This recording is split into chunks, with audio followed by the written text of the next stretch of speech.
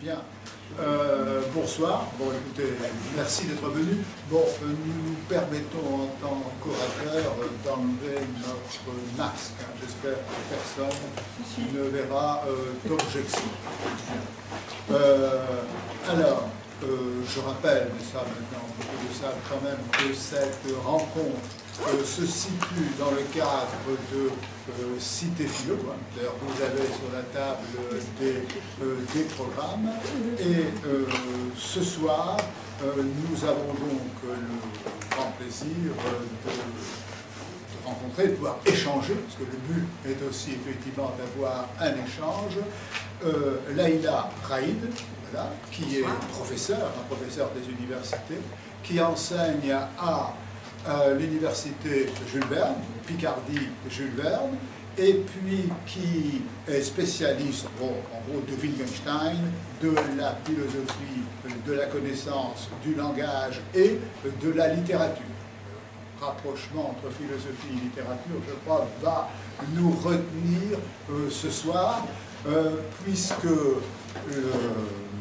lorsque je l'ai rencontré, Laïla a souhaité que ce soit Marathon, a dit oui, on peut effectivement présenter l'ouvrage.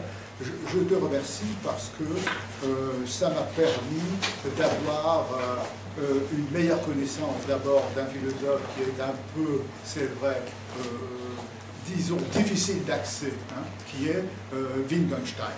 Bon, alors, surtout pour, je vais me permettre, après nous discuterons, Laïla, je vais me permettre de montrer d'abord tout l'intérêt que j'ai pris à la lecture de cet ouvrage. Je dis bien l'intérêt, non pas seulement personnel, mais je crois l'importance de ce dont il est question et qui peut-être donnera l'envie de lire non seulement, bien sûr, Wittgenstein, mais aussi deux autres auteurs dont il sera question, bon, surtout, bien sûr, Dostoïevski. Bon, alors pas lire ici Dostoïevski, lire surtout une, je ne sais pas si une nouvelle ou un roman, je ne sais pas ce qu'il faut dire, un roman, Note d'un souterrain. Bien, alors, tout de suite, la première, comment dirais-je, réaction à la lecture de cet ouvrage, c'est que j'ai vu que s'entrecroisaient trois problèmes. Je voudrais insister sur ces problèmes qui se chevauchent, qui s'appellent l'un l'autre.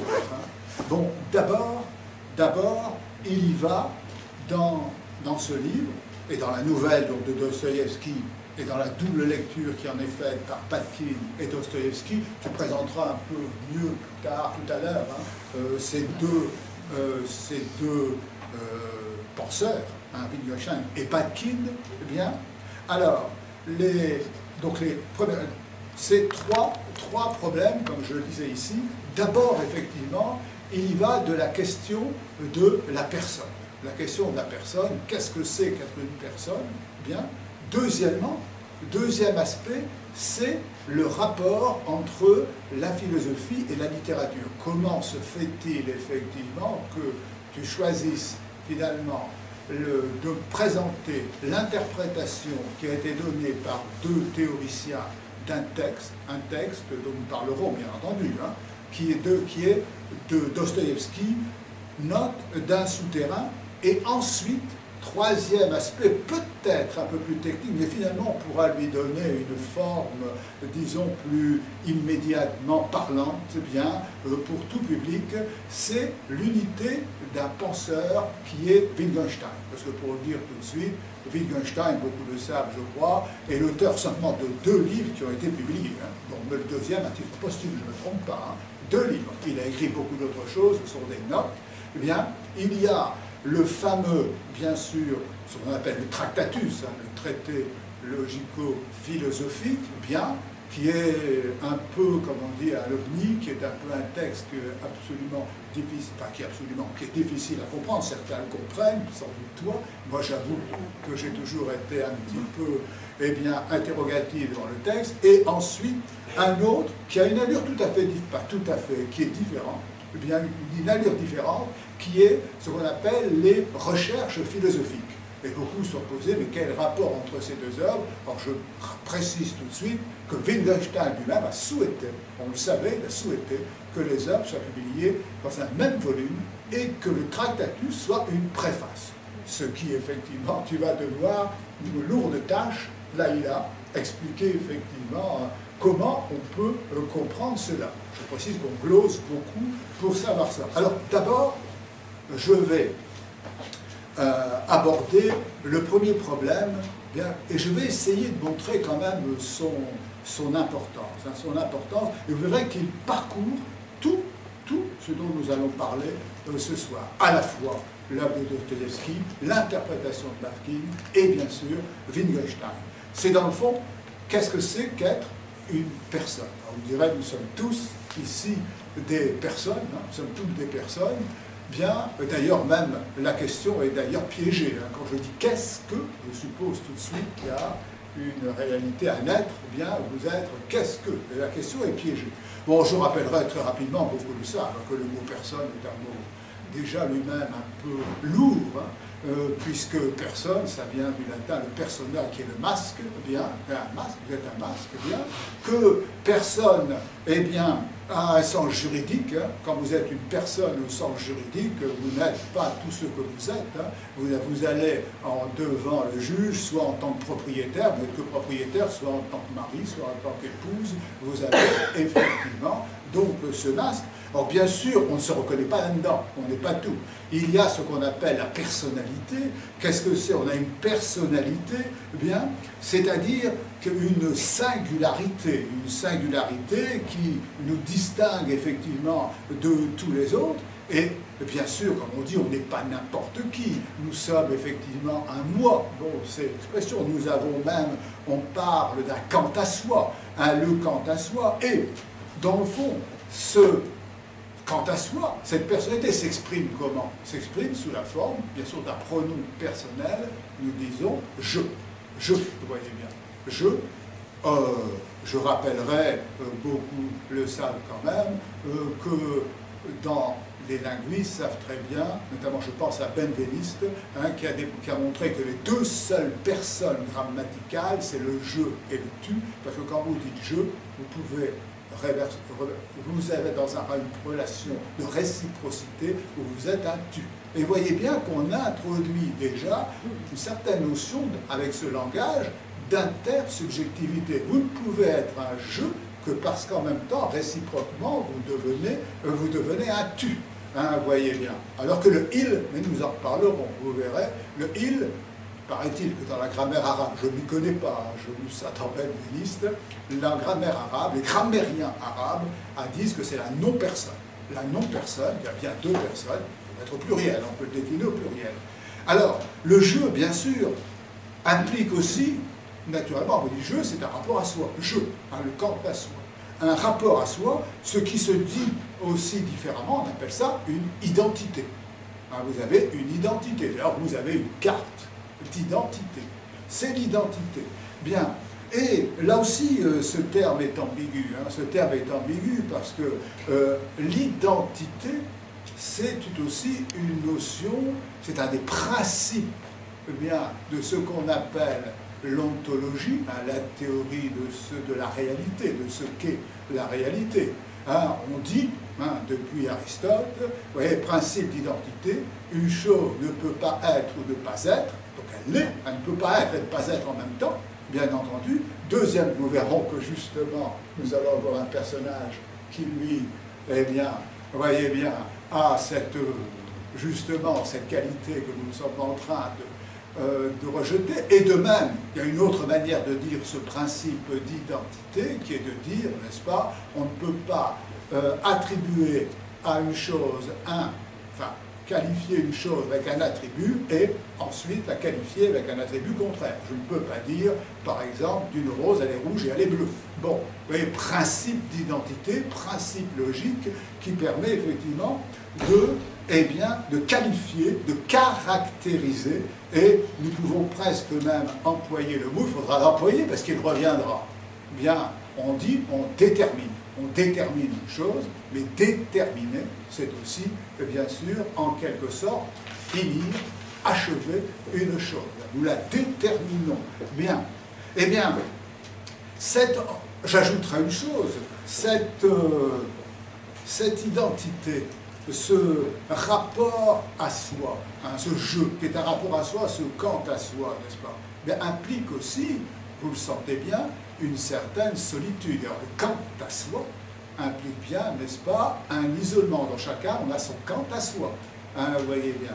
Bon, alors, il y a tout de suite, regardez bien, une petite tension quand je parle de la personnalité, solitude du quant à soi, mais en même temps, quand vous dites je, vous introduisez dans une relation de réciprocité avec un tu, vous êtes effectivement, vous voyez bien, inscrit dans un rapport à autrui. Hein, il y a là, effectivement, vous voyez, alors tout ça paraît formel, mais vous verrez qu'il suffira de lire quelques lignes du texte de Dostoïevski pour savoir que ça y est. Alors, je veux essayer de montrer que cette question, sans doute qui nous paraît ici, je dirais, un peu théorique, bien, un peu théorique, un peu réservée à une réflexion intellectuelle, est en réalité une véritable question, et même qui nous concerne tous, je ferai allusion à des situations contemporaines. Bon, d'abord, bien entendu, hein, ce fameux jeu dont je parlais n'est pas une abstraction. Vous n'êtes pas une abstraction. Hein. Vous savez bien que vous êtes des jeux incarnés. Vous êtes incarnés, et vous êtes incarnés d'une part biologiquement. Il y a des hommes et des femmes ici, hein, bien, biologiquement. Vous êtes également incarnés dans une société. On parle d'identité, les identités sociales. Je ne vais pas entrer dans tout ça, les études sociologiques maintenant, où on montre qu'il y a des identités multiples, etc. Bien, il y a aussi la psychologie, une caractérologie, hein, ce qu'on appelle, il y a eu des types qu'on a essayé de faire. Reconnaissez que nous ne nous reconnaissons pas dans ces types, ou plutôt si, mais comme nous les partageons avec quiconque, bien, statistiquement, bon, il est bien évident que son sens n'est pas un nous, exactement. Alors, c'est là que je vais peut-être montrer qu'il y a une question quasi, je veux dire, réelle, véritable question qui nous concerne tous. Hein. C'est que dans le fond, je viens de vous dire ici, j'ai parlé d'identité. Hein, l'identité, vous voyez bien son caractère problématique, etc. Eh bien, alors, je viens de faire allusion au fait que vous êtes incarnés, vous êtes des hommes et des femmes. Bon, je vais citer un ouvrage, je vais utiliser le terme plusieurs fois. Il y a quand même une philosophe qui a écrit un livre qui a été célèbre, dont on a beaucoup parlé, hein, Judith Butler, qui a écrit « Trouble dans le genre ». Vous savez, la notion de genre différente de la notion de sexe biologique. Bien, je ne vais pas entrer là-dedans, mais on montre que c'est beaucoup plus complexe, vous voyez bien, l'identité. Bon, il y a, hein, vous voyez, trouble. Je vais essayer, c'est vrai que je crois que dans le texte, nous pourrons utiliser ce terme de trouble. Nous verrons le héros, il n'y a pas de nom, hein, c'est un anti-héros de Dostoïevski, c'est troublant, il y a le trouble, un trouble, vous verrez, dans l'identité, trouble dans l'identité.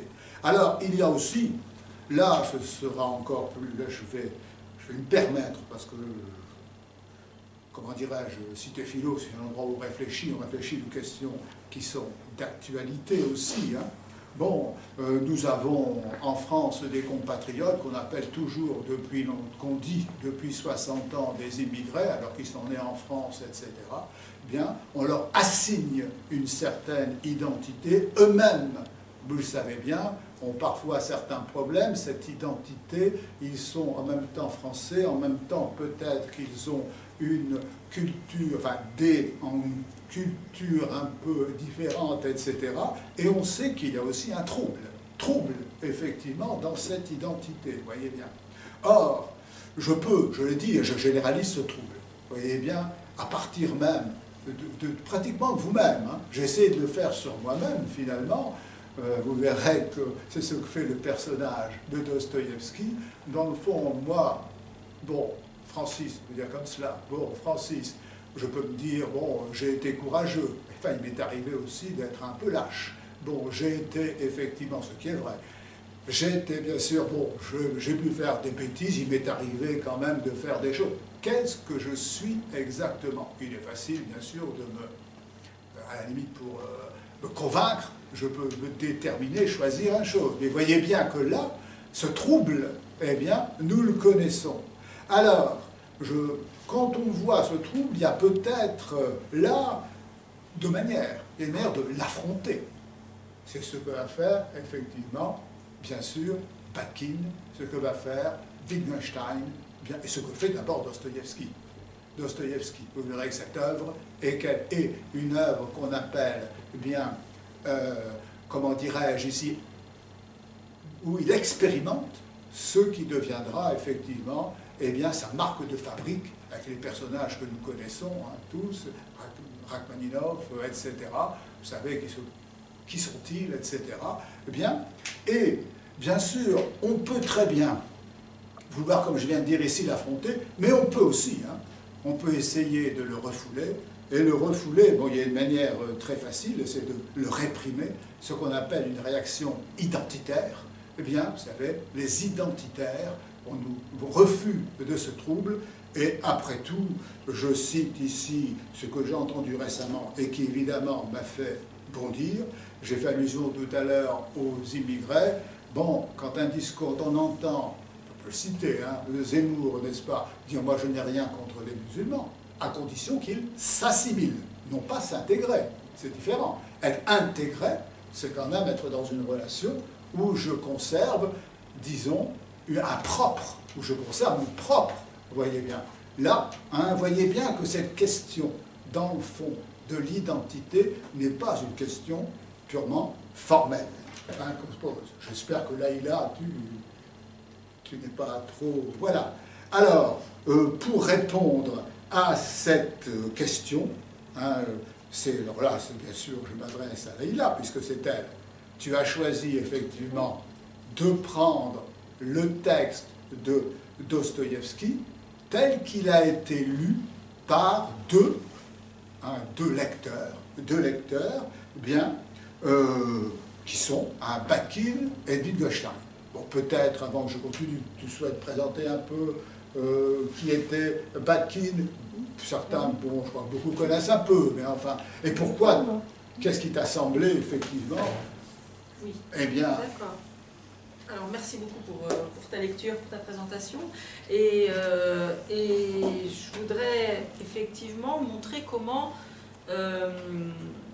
plusieurs penseurs se sont retrouvés dans leur passion de lecteurs, hein, dans leur intérêt profond pour Dostoïevski. Et Bakhtin, donc qui est plus précisément, Bakhtin est un historien de la littérature russe du XXe siècle, hein, il est mort en 1975. Soviétique, non? Soviétique, voilà, oui, de la Russie soviétique. Et il est connu alors pour toute une série d'œuvres qui ont été essentielles pour l'histoire de la littérature, également la théorie littéraire. Il a en particulier écrit sur Dostoïevski, donc la poétique de Dostoïevski, où il propose une interprétation du roman dostoïevskien qui est très intéressante pour comprendre ce qui se passe dans les notes d'un souterrain et qui peut être mise en regard avec d'autres interprétations de Dostoïevski, d'autres lectures. Et en particulier, je me suis intéressée à la lecture que Wittgenstein proposait des notes d'un souterrain de Dostoïevski. Donc, voilà, et j'ai construit une forme de dialogue, en fait, entre Wittgenstein et Bakhtin autour donc, des notes d'un souterrain de Dostoïevski. Et alors Bakhtin, c'est un penseur, il est connu pour être un penseur de ce qu'on appelle depuis donc, la dialogie. Il est également connu pour être un penseur de ce qu'il appelle le carnaval, de ce qu'il appelle le carnavalesque. Et je me suis intéressée surtout à la dimension dialogique chez Bakhtin, qui résonne justement avec toute cette dimension que tu viens de montrer de la construction dialogique de la personne. Donc la personne, le jeu se construit au sein d'eux dans un dialogue avec nous approfondirons ça après, parce qu'il y a la deuxième deuxième centre d'intérêt que j'ai trouvé effectivement en lisant ce livre, c'est bien sûr le rapport entre la philosophie et la littérature. Parce que tu as choisi un texte littéraire, c'est bien un texte littéraire. Oui, tout bon, à fait. Pour répondre, vous voyez bien, à la question, parce que dans le fond, la question que je viens de poser ici, qu'on a posée ici, vous voyez bien, c'est une question qui traditionnellement relève de la philosophie. Il suffit que je parle de... Vous connaissez tous la fameuse phrase de Socrate, enfin, l'adage, connais-toi toi-même. Hein, connais-toi toi-même. Tous, je crois que vous avez entendu parler de Descartes, le fameux cogito. Bon, je pense, donc je suis. Hein, eh bien, je peux douter du monde. Effectivement, le monde n'existe que par ce que je pense. Je peux douter du monde entier, il peut disparaître. Il y a une chose que je ne peux pas nier, c'est que je pense, je suis. Mais du même coup, je suis. Je suis à une substance, d'ailleurs, dit Descartes, une substance pensante, vous voyez. Alors, j'aurais pu citer Saint-Augustin, les confessions, rapport, vous verrez, avec l'œuvre. C'est une confession, là-bas. Une confession. Et on sait que Wittgenstein a lu. Bien, a bien lu Saint-Augustin. Bien. Et il y a bien entendu aussi, on peut continuer, vous savez, nous sommes passés dans ce qu'on appelle l'ère du soupçon, Marx, bien sûr, également Nietzsche, bien, et puis, bien sûr, Freud, bien, où effectivement la conscience, le rapport à soi devient trouble aussi, vous voyez bien. Et aussi, autre chose, si tu parles de rapport littérature et philosophie, il y a toute une presque, ça continue encore d'ailleurs, il y a presque, comment dirais-je, une opposition que l'on fait habituellement entre philosophie, bien sûr au profit de la philosophie en général, ou bien entre littérature et philosophie. La littérature, bon, c'est l'image, la philosophie, c'est le concept. Concept, hein, bon, c'est bien mieux, bien. De même, la littérature, n'est-ce pas, c'est le particulier, des situations particulières, la philosophie, c'est l'universel.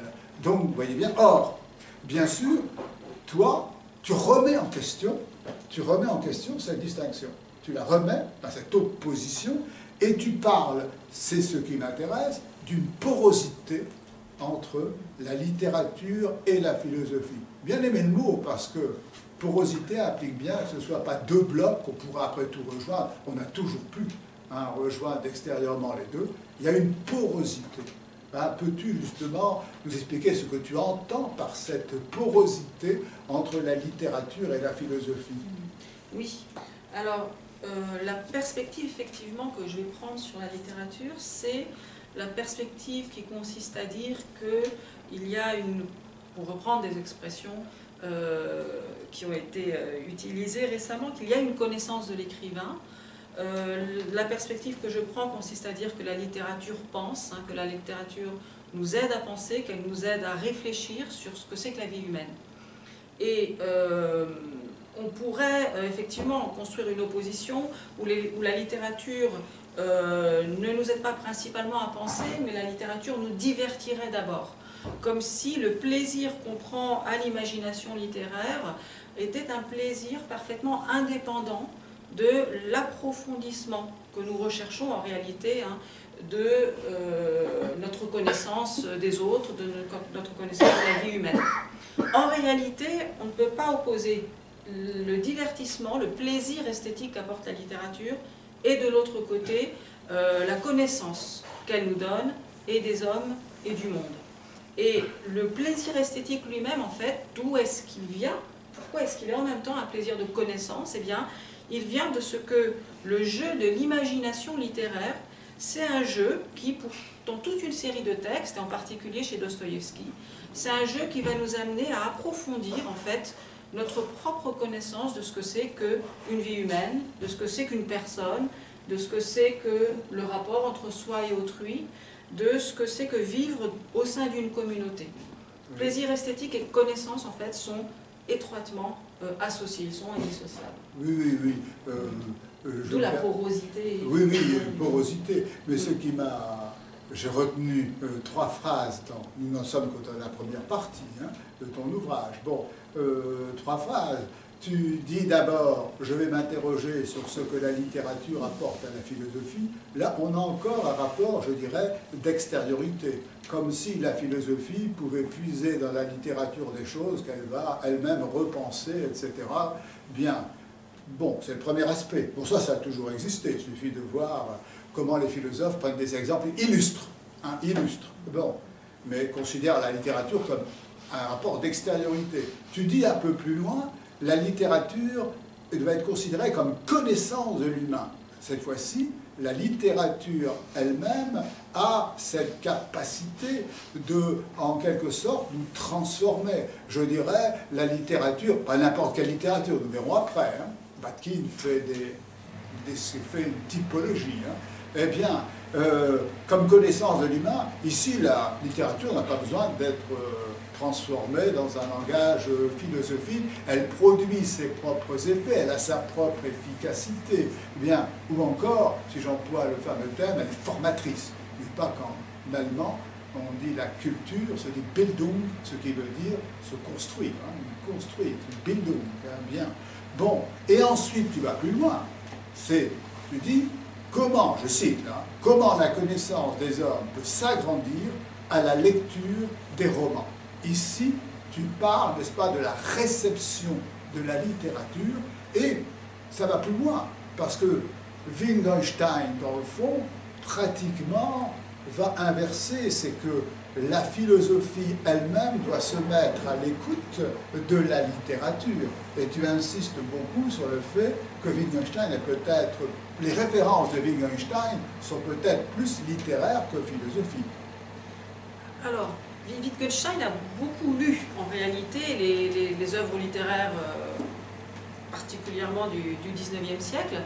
Dans ces textes, dans ces textes philosophiques, officiels, on va dire, il cite peu les écrivains. Mais dans les remarques mêlées, dans ses carnets, la littérature est extrêmement présente et on peut faire l'hypothèse, même si Dostoïevski n'est pas cité explicitement dans les recherches philosophiques, hein, ce n'est pas du tout la manière de Wittgenstein que de citer les anciens auteurs, que ce soit les philosophes ou les écrivains dans le corps de son texte philosophique, mais on peut faire l'hypothèse que la lecture des écrivains, la lecture en particulier de Dostoïevski est vraiment présente dans le travail de la pensée philosophique de Wittgenstein. Alors, c'est une hypothèse, hein, mais c'est quelque chose justement qui va apparaître quand on va essayer de lire plus en détail les quelques remarques qu'on trouve dans des mémoires de ses amis écrits, donc qui racontent les conversations avec Wittgenstein. C'est quelque chose qui va apparaître, cette importance de la littérature pour Wittgenstein, dans ces quelques remarques. Et quand on les analyse en détail, on voit qu'en réalité, c'est un grand lecteur des textes littéraires, c'est un grand lecteur de Dostoïevski. Alors, avec son ami Bouzma, donc il raconte en particulier qu'il a lu peut-être une 50aine de fois, dit-il, les frères Karamazov. Et pour ce qui est des notes d'un souterrain, c'est un texte qu'il va conseiller justement à un jeune ami. Et on trouve une conversation entre le philosophe Bouzma, qui est un ami américain de Wittgenstein, Smithies, le jeune ami, et Wittgenstein lui-même, une conversation qui porte sur les notes. Et dans les quelques pages donc, qui relatent cette conversation, on trouve mobilisés en fait les concepts importants de la seconde philosophie de Wittgenstein, donc des recherches philosophiques. Oui, avec une petite précision, Wittgenstein a appris le russe. Il a appris le russe, il est allé en Russie également. Il avait même l'intention, qui peut paraître maintenant un peu surprenante, d'aller s'installer en 1935 en URSS. Bon, et il fut également oui, mais c'est plutôt son rapport. Oui, il y a deux choses. Mais il n'est pas le seul. Hein. Oui. L'expérience soviétique fascinait un peu des intellectuels. Russell y est allé. Il a lui retiré des choses. Il en a conclu plutôt un rapport négatif. André Gide est allé. N'oubliez pas que, hein, vous voyez, et d'autres, hein, bien sûr, et également celui le feu, la Barbus. Barbus, lui, au contraire, il y a eu le beau côté. Bon, village Potemkin, etc.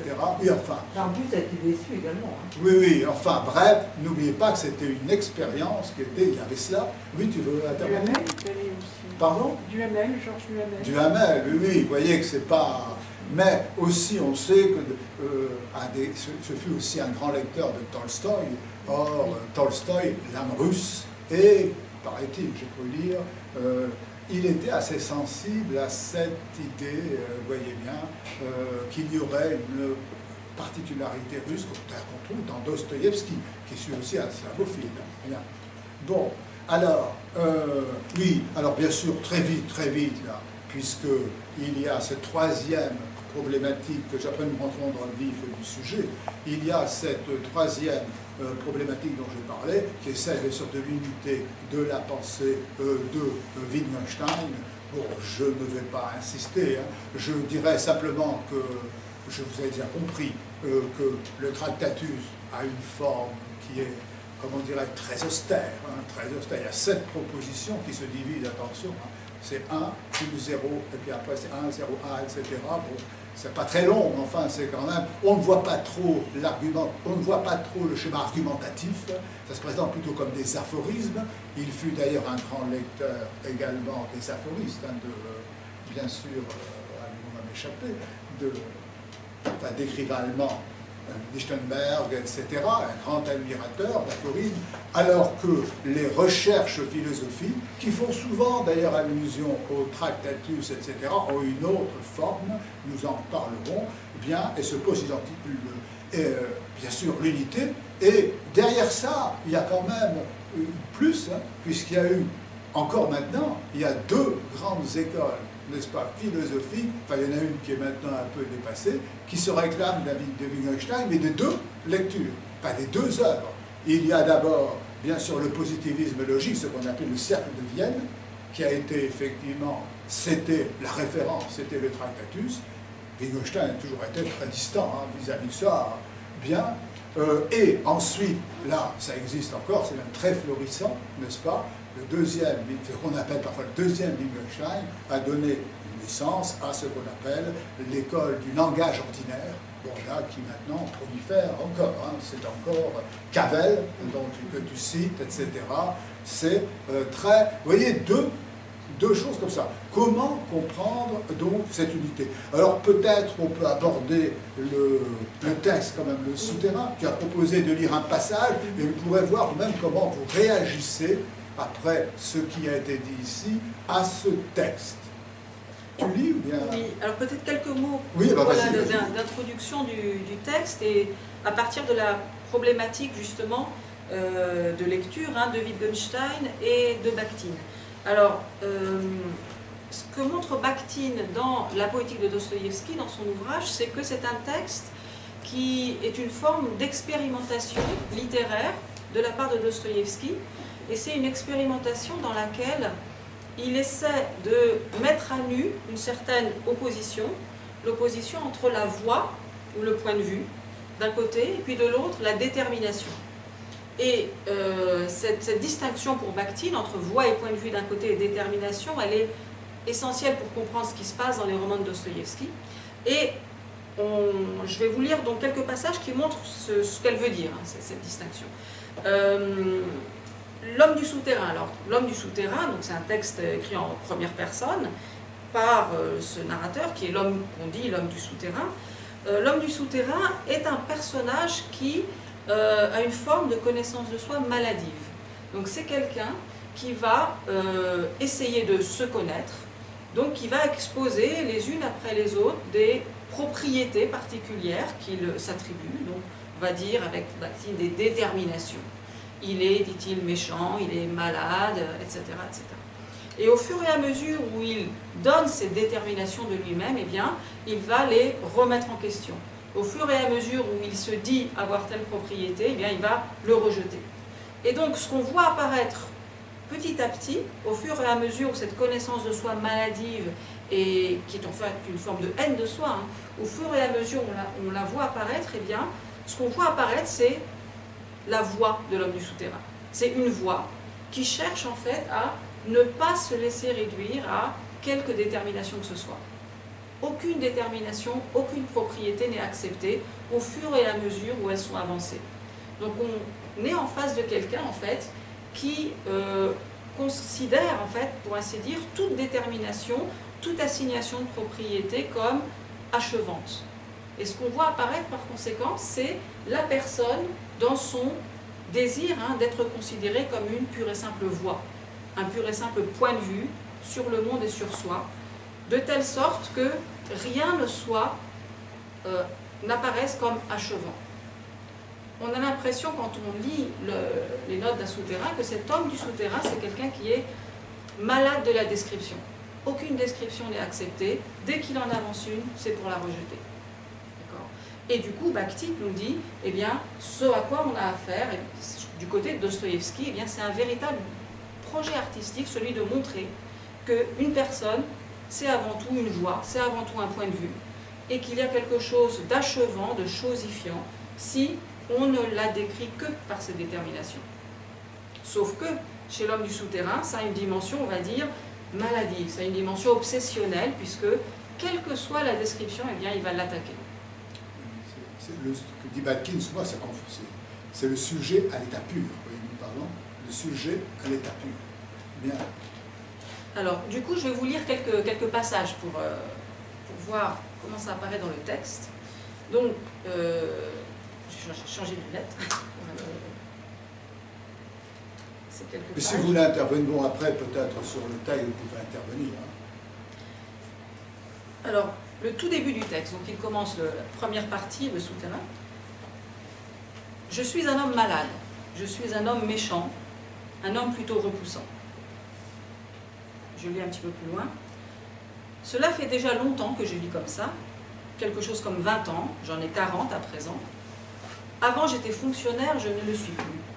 J'étais un fonctionnaire méchant, j'étais grossier et j'y prenais plaisir. Un peu plus loin encore. Lorsque des solliciteurs venaient se renseigner à ma table, je les accueillais avec des grincements de dents, et si je réussissais à les contrarier, j'en éprouvais une jouissance inépuisable. Mais, un petit peu plus loin, la reprise négative, la destruction de toutes les propriétés qu'ils viennent se donner. Je cite, « Mais savez-vous, messieurs, en quoi consistait le point essentiel de ma méchanceté ?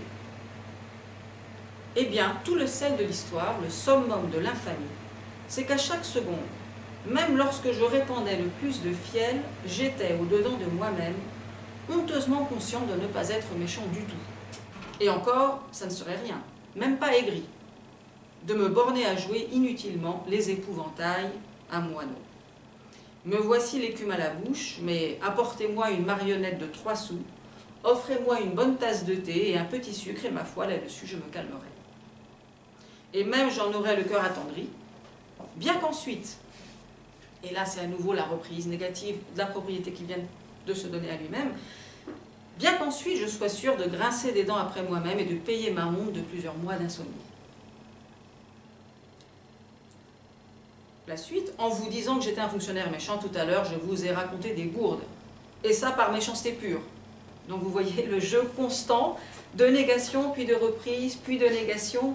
Donc ce que dit Wittgenstein avec Smithies et Bouvsma, donc dans la conversation à 3 à propos de ce texte, c'est qu'il est en train d'essayer de se construire un caractère, mais que l'attitude qu'il a à l'égard de lui-même fait que aucune détermination ne tient. Et tout est dans son attitude à l'égard de soi. Un peu plus loin, l'homme du souterrain, donc le narrateur du souterrain écrit « Non seulement je n'ai pas su devenir méchant, mais je n'ai rien su devenir du tout. Ni méchant ni bon, ni crapule ni honnête homme, ni héros, ni insecte. Et à présent, j'achève mes jours dans mon coin, m'échauffant moi-même la bile de la consolation parfaitement inutile qu'un homme intelligent ne sera jamais quelqu'un, que seuls les imbéciles y arrivent. Et oui, un homme intelligent du 19e siècle est moralement tenu d'être avant tout une créature sans caractère. » Alors vous voyez cette idée. L'intelligence qu'on applique à soi-même, qu'on applique à la description qu'on a de soi-même, eh bien, nous conduit à être une créature sans caractère, sans aucune détermination. Parce qu'on est ce pur travail de caractérisation. On se caractérise, mais on reprend la caractérisation, on la rejette. Tout ce qu'on cherche, ce faisant, c'est à ne pas être réduit à une quelconque propriété. On n'assume aucune caractérisation. On n'assume aucune de ces différents caractères qu'on s'attribue un instant. Alors ce qui est intéressant ici, c'est cette dimension maladive de la connaissance de soi. Évidemment, c'est une connaissance de soi qui ne marche pas au bout du compte. Il n'est plus rien au bout du compte dans ce travail. Donc, au niveau de la construction de son identité propre, eh bien, il n'y a plus rien. Et en même temps, même si c'est cette connaissance maladive de soi à laquelle on a affaire, eh bien, c'est une voie pure. C'est une voie qui ne se laisse réduire à rien. Et ce que nous dit Bakhtin, eh bien, c'est que Dostoïevski, ce qui l'intéresse ici littérairement, c'est de faire cette expérience de montrer, de mettre en scène une voie pure. Oui. Voilà. Oui, qui apparaît comme une confession. Hein, bon, c'est une confession qui donc a l'apparence d'un monologue. Mais qui a l'apparence d'un monologue. Mais ce que va dire Bakhtin, c'est ça qui est intéressant. C'est qu'effectivement, il s'agit en réalité d'un texte qui est entièrement dialogisé. Donc en réalité, pourquoi c'est dialogisé? D'abord parce qu'il parle de lui-même, mais il reprend en permanence négativement ce qu'il vient de dire. Donc il est dans un travail réflexif permanent sur lui-même. Rien n'est posé, tout est analysé en permanence. Il y a cette dimension. Et puis il y a un autre aspect aussi, c'est qu'il entend en fait autour de lui des gens imaginaires qui réagissent. Il entend des gens qui réagissent et il leur rend la réplique. Il entend à nouveau une réplique de personnes qui lui disent « mais enfin tu as connu la gifle », etc. Ça se voit. Il répond en disant « peut-être, mais pourquoi ça vous intéresse tellement ?» Donc en fait son paysage mental est entièrement dialogisé. Et c'est quelqu'un qui, à l'intérieur même de son souterrain, en fait, parce que là il est enfermé dans un souterrain, et à l'intérieur même de son souterrain, est en dialogue permanent avec des voix autour de lui. En dialogue permanent.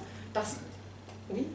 Parce qu'entre autres, effectivement, il n'arrive pas à se positionner par rapport à ces voix. Oui. Donc autrui est là à l'intérieur, mais il est en bataille permanente parce qu'il n'arrive pas. Pour préciser, vous voyez bien, ce qui se présente sous la forme d'un monologue, eh bien, en réalité, dialoguer, dialogiser, parce que dialogique, c'est le terme qu'on a inventé Bakhtin, qui maintenant est devenu, dans l'histoire de la littérature, la dialogie, on en parle beaucoup, hein. Dialogiser, eh bien, mais c'est en même temps dans son rapport à soi, mais qui implique en même temps un rapport à autrui. Hein, on le voit, comme tu le cites, un rapport à autrui, les deux sont intimement liés. Et ce qui est refusé, c'est toute caractérisation, parce qu'elle est vue comme assignation par autrui, effectivement, de ce que l'on est. Il y a tout ce jeu, effectivement, qui pose, voyez bien, la question, mais que suis-je exactement? Et c'est pourquoi Bakhtin dit bien, nous sommes en présence d'une subjectivité à l'état pur, et qui, du coup, cette subjectivité qui refuse toute détermination, se trouve exclue du rapport aux autres, et le souterrain devient le symbole de l'exclusion de ce que tu appelles la grande dialogie, c'est-à-dire, n'est-ce pas, de la communauté humaine, qui est un rapport d'interlocution entre des interlocuteurs. Ah, c'est bien ça, je précise bien. Alors, effectivement, pourquoi est-ce qu'il est enfermé dans ce souterrain? Parce que, donc, il essaie de se donner un caractère, d'une certaine manière, il le refuse en permanence, il le déconstruit au fur et à mesure où il propose des déterminations, et cette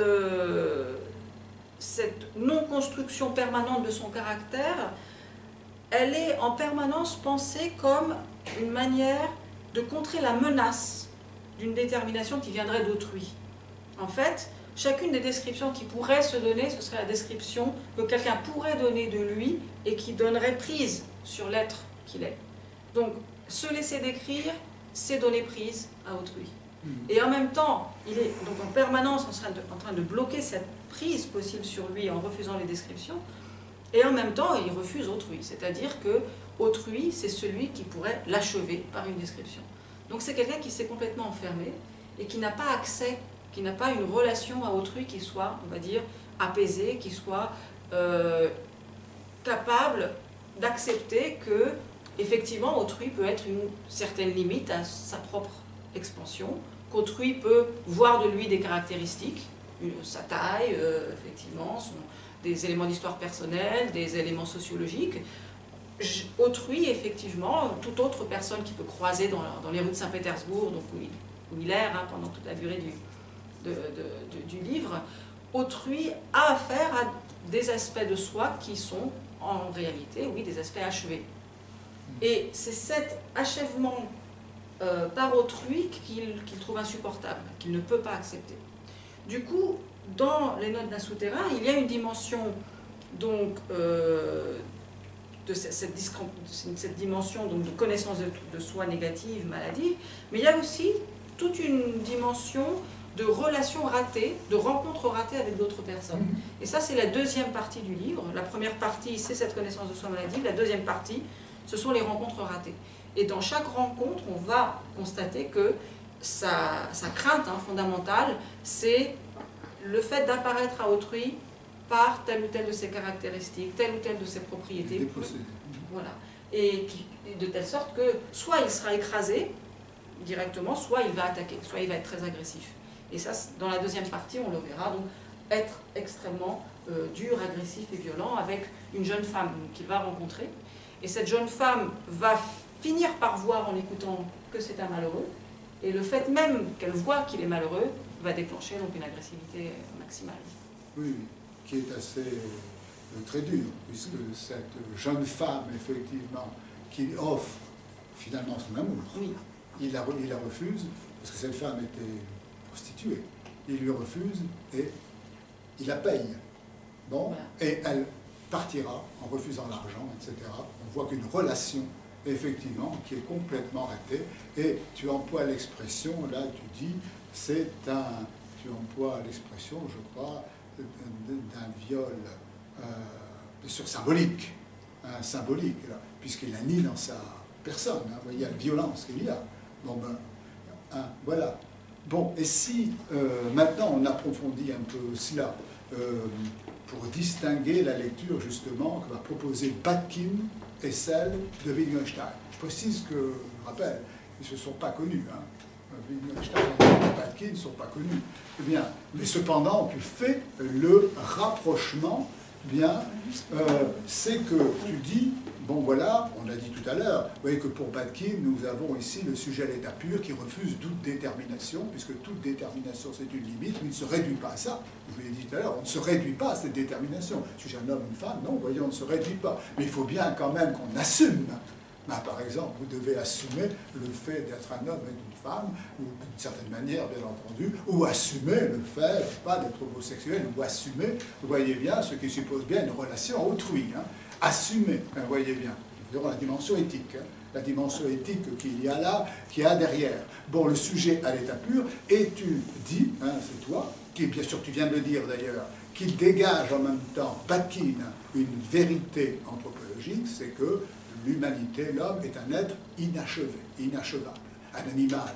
Bon, on peut le déterminer, vous voyez bien, l'homme est ce sujet, cette subjectivité qui est inachevable, et tu dis, il propose, c'est intéressant, je te reprends, parce qu'après je vais l'opposer, on ne sera peut-être pas d'accord, mais à celle de Wittgenstein, que c'est une lecture qui est une anthropologie humaniste.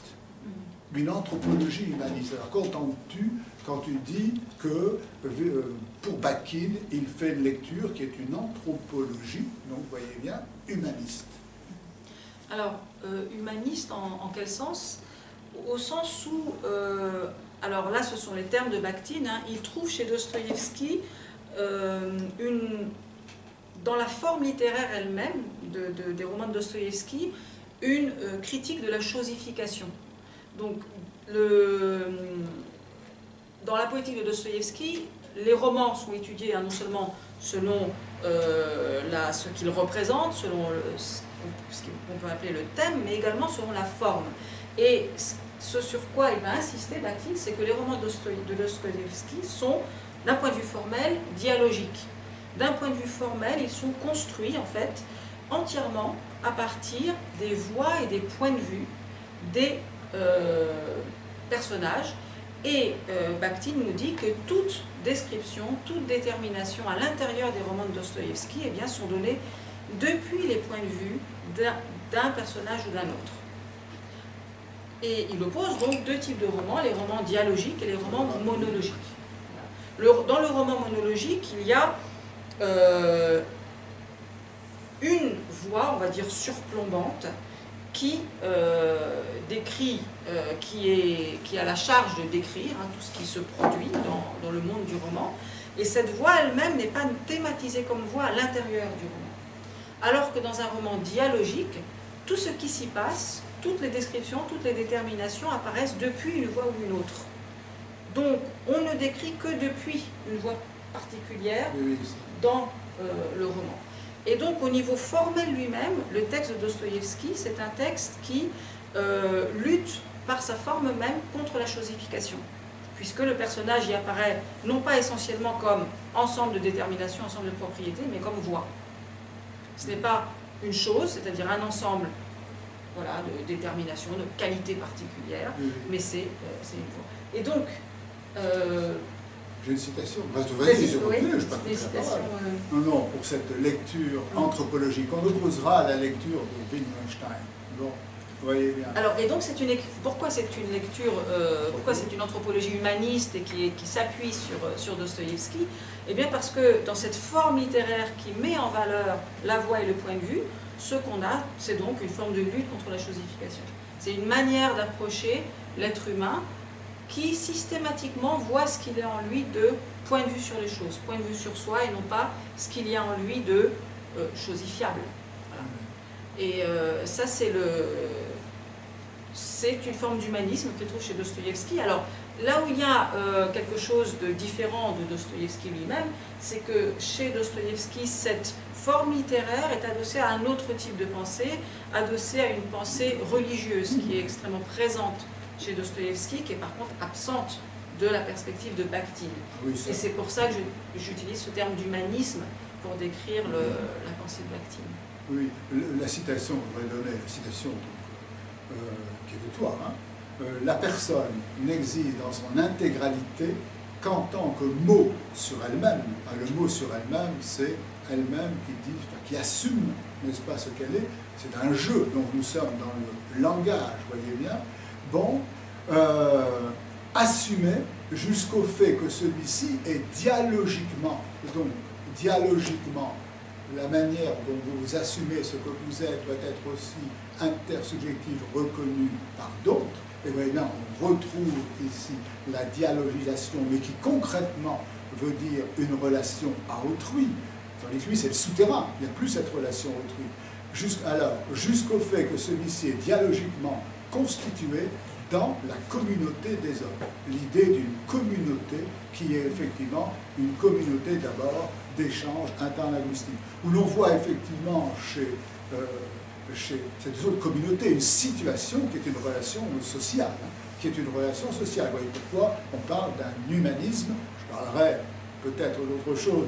Quand je t'en ai parlé une fois, tu m'as dit, bon, je ne sais pas, c'est allé trop loin. Bon, je vais quand même faire allusion à cela, puisque implicitement, c'est ce que tu as dit. Bien. Alors, chez Bakhtin, on voit bien que se combine à la fois une dimension linguistique, la dialogie, vous voyez bien. Bon, et puis, je vous parlerai peut-être plus tard, et une dimension sociologique, puisque l'interlocution est, n'est-ce pas, toujours, n'est pas désincarnée, elle est effectivement socialisée. Bon, et je vais quand même le dire, il y a quand même une influence de la lecture de Marx par Bakhtin.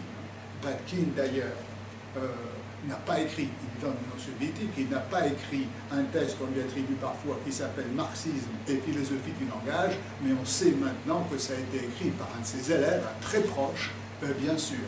Et puis on peut lire, il suffit d'ouvrir, malheureusement je l'ai oublié, mais le texte de Marx, bon, dans l'idéologie allemande, où il dit, n'est-ce pas, c'est la critique de la conscience qui est un rapport pur à lui-même, il dit, dès le début, je suis de mémoire, excusez-moi, dès le début, une malédiction pèse sur l'esprit, c'est cette matérialité du langage, des sons, qui est, c'est mémoire, bon, qui est une relation, là, voyez bien, l'idée que c'est une relation humaine, comme ces langages, c'est une situation relationnelle, vous voyez bien, voilà. Alors, peut discuter, est-ce que cette relation au marxisme était une concession et vivant en URSS quand même, ce n'était pas toujours très facile, ou est-ce qu'il était effectivement, comment dirais-je, qu'il assumait lui-même cela. Quant à la lecture qu'il propose effectivement de Dostoïevski, qui peut nous paraître, comme tu le dis, un peu étrange, il fait quand même une lecture marxiste de Dostoïevski, il y voit des relations capitalistes, violents capitalistes, ça peut paraître assez étrange, mais après tout. Après tout, effectivement, on est dans un travail face à la littérature. Alors c'est là qu'il y a une différence importante par rapport au texte philosophique, c'est qu'il y a 1000 manières de lire les notes d'un souterrain. Il y a une liberté d'interprétation, une liberté de réception. De 30 ans en 30 ans, avec les changements historiques, on ne va pas lire la même chose dans un texte. Et Bakhtin, effectivement, lit Dostoïevski dans le cadre, effectivement, du monde soviétique où la pensée de Marx est omniprésente, et par conséquent, il assume, pour le coup, tout à fait, de faire le lien entre la critique de la chosification qu'on peut trouver dans le marxisme et une critique de la chosification qu'on peut trouver dans le texte de Dostoïevski et dans la forme littéraire même des romans de Dostoïevski. Donc sachant qu'il faut ensuite faire les différences, le texte littéraire s'interprète. Il s'interprète en première personne et il y a ici une grande... Alors, le texte philosophique s'interprète aussi, mais avec une moindre légitimité, on va dire, dans la variété des réactions. Il y a effectivement, la littérature est vue comme Bakhtin, comme l'endroit d'une dialogie, maintenant, je crois que le terme pouvait le retenir, d'une dialogie, donc de voix, des voix.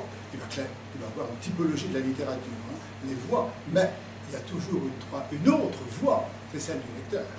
C'est celle du lecteur qui fait lui-même relire un texte, c'est aussi le reconstituer, etc. Une littérature, une lecture qui est active. Or, voilà, oui, bon, on ne pourrait pas essayer de comprendre pourquoi Bakhtin pourrait donner, sans que ce soit quelque chose d'outrageant pour Dostoïevski, une trahison de la lecture du texte. On sait quand même que Dostoïevski critique la démocratie. Bon, il y voit l'individualisme, l'égoïsme, qui effectivement pour lui mène nécessairement à une violence, les Raskolnikov, qui au nom effectivement, vous connaissez l'histoire, peut tuer, n'est-ce pas, une entière, parce que lui, il estime que, s'il peut faire des études, eh bien, il rendra plus de service à, n'est-ce pas, vous connaissez l'histoire. Et après, tout le trouble du personnage, etc. Bon, on pourrait prendre tous les personnages de Dostoïevski, d'ailleurs. Bon, voilà, cet égoïsme. Or, il est clair que d'un point de vue, bien sûr, qui est celui de Dostoïevski, cet individualisme peut être, bien entendu, limiter cette violence latente qui est toujours dans la démocratie, peut être bien sûr contrôlée soit par un système autoritaire qui peut être bien sûr politique, pensez aux démons, les possédés, posséder, le démon les possédés, je ne sais pas comment il faut traduire l'ouvrage, ou alors bien entendu, mais c'est tout comment dirais-je, toute la dimension mystique, religieuse de Dostoïevski, c'est Dieu, mais vous savez bien, on ne sait pas si Dieu n'existe pas, tout est permis, etc. Nous avons toutes ces dimensions. Alors, il n'est donc pas, comment dirais-je, si absurde que ça, de proposer une lecture, vous voyez bien, marxisante, de Dostoïevski. Bien entendu, comme tu l'as dit, c'est une interprétation, c'est une voix, ce n'est pas cela. Or, si nous passons maintenant à Wittgenstein, Wittgenstein a un point de vue différent. Je dirais même, j'essaie de voir, en te lisant, toujours, je fais traduire, quelle est la, comment dirais-je, ici, ce qui lui semble être la pierre d'achoppement, ce qui lui semble être ce qui rend difficile, inacceptable, disons, ce type de lecture, peu acceptable. Tu dis à un certain moment, tu vois, que ça fonctionne très bien, dit-il, parce qu'on peut expliquer le personnage, c'est-à-dire le personnage qui est dans le roman, mais ne permet pas de comprendre la personne humaine, c'est-à-dire, n'est-ce pas, là on tombe dans le lecteur, la réception, etc. puisque tu dis que dans ce cas-là, c'est quoi tu dis que dans ce cas-là, n'est-ce pas, si on lisait comme Batkin, ça présuppose que le lecteur possède une grille de lecture, ou bien, par exemple, cette anthropologie, bon, et donc il n'y a pas une efficacité de la lecture qui est, comment dirais-je, sui generis. C'est bien ça. Oui. Alors, voilà pourquoi Wittgenstein critiquerait ce genre de lecture. Oui. Alors, en même temps, donc leurs points de vue sont différents. Disons, ce qu'il y a chez Bakhtin, c'est la présence d'un point de vue scientifique, on va dire. Il cherche une forme de connaissance anthropologique, plus largement, au-delà de son travail d'histoire littéraire et de théorie de la littérature. Et un des problèmes qu'on peut poser, effectivement, si on veut comprendre ce qui se passe quand on lit un texte comme les notes d'un souterrain, un des problèmes qu'on peut poser, c'est de savoir qu'est-ce qui se passe chez le lecteur. C'est-à-dire, qu'est-ce que le lecteur, comment le lecteur réagit, qu'est-ce qu'il fait du texte qu'il a en face de lui. Est-ce qu'il construit une forme d'anthropologie sous-jacente, mais pas très développée, qui mériterait d'être développée davantage? Est-ce que c'est ça?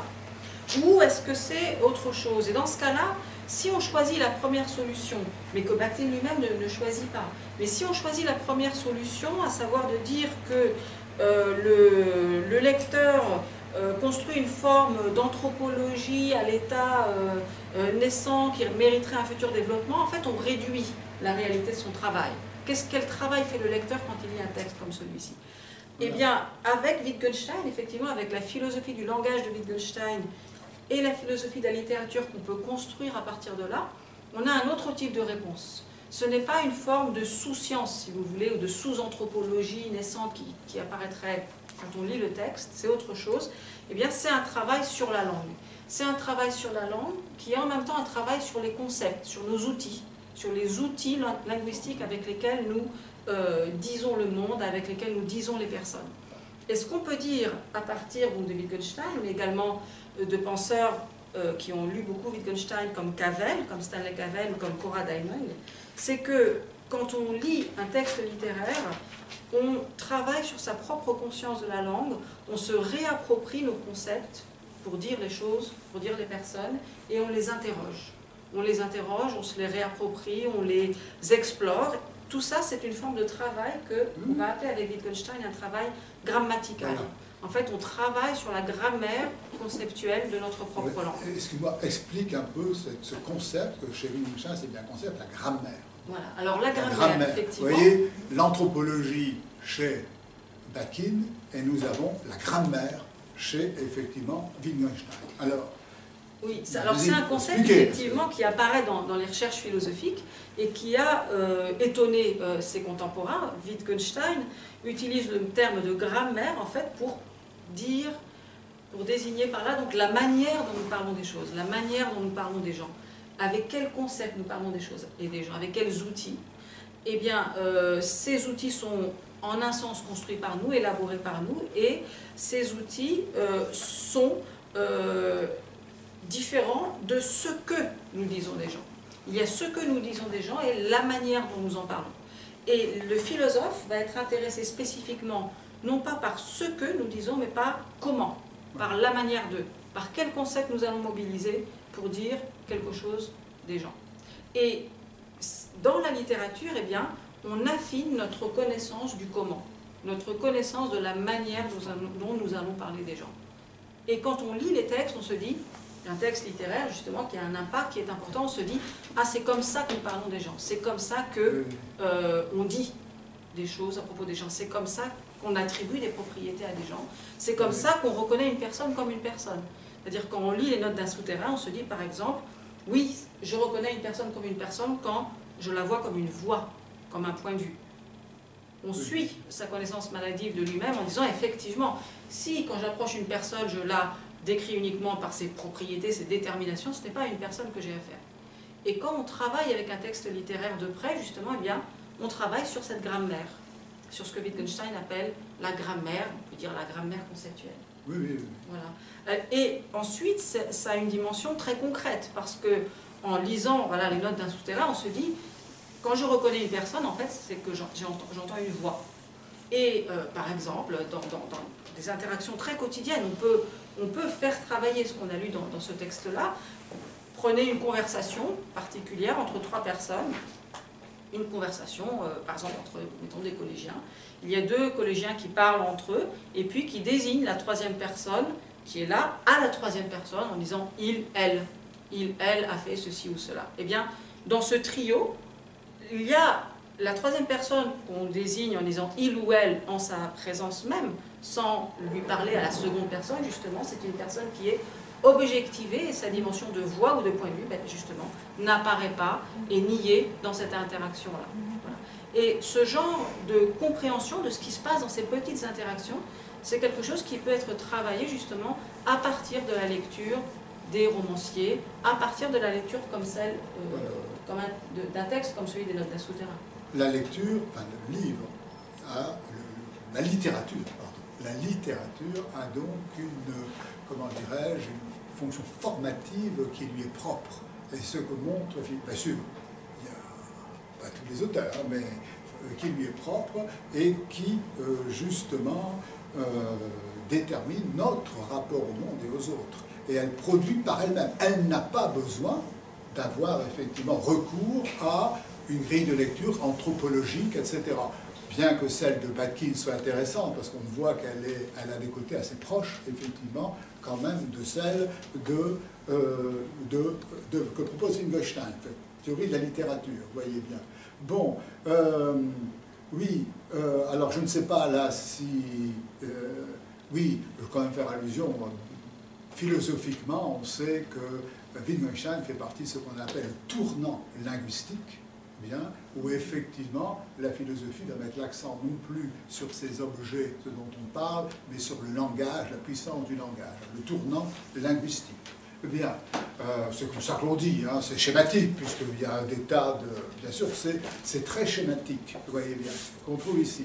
Alors, bon, bien entendu, ça revient à dire, comme tu l'as dit, que l'essentiel, c'est pas tellement le contenu de ce dont on parle, hein, le dictum, mais la manière dont on en parle, la grammaire, vous voyez bien, qui implique effectivement une relation à soi et aux autres. Bon, côté, voilà.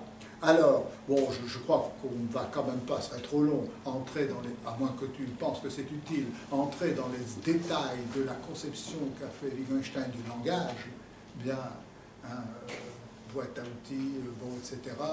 On peut, je crois que si vous avez, sauf si certains d'entre vous le souhaitent, hein, on peut, je sais pas.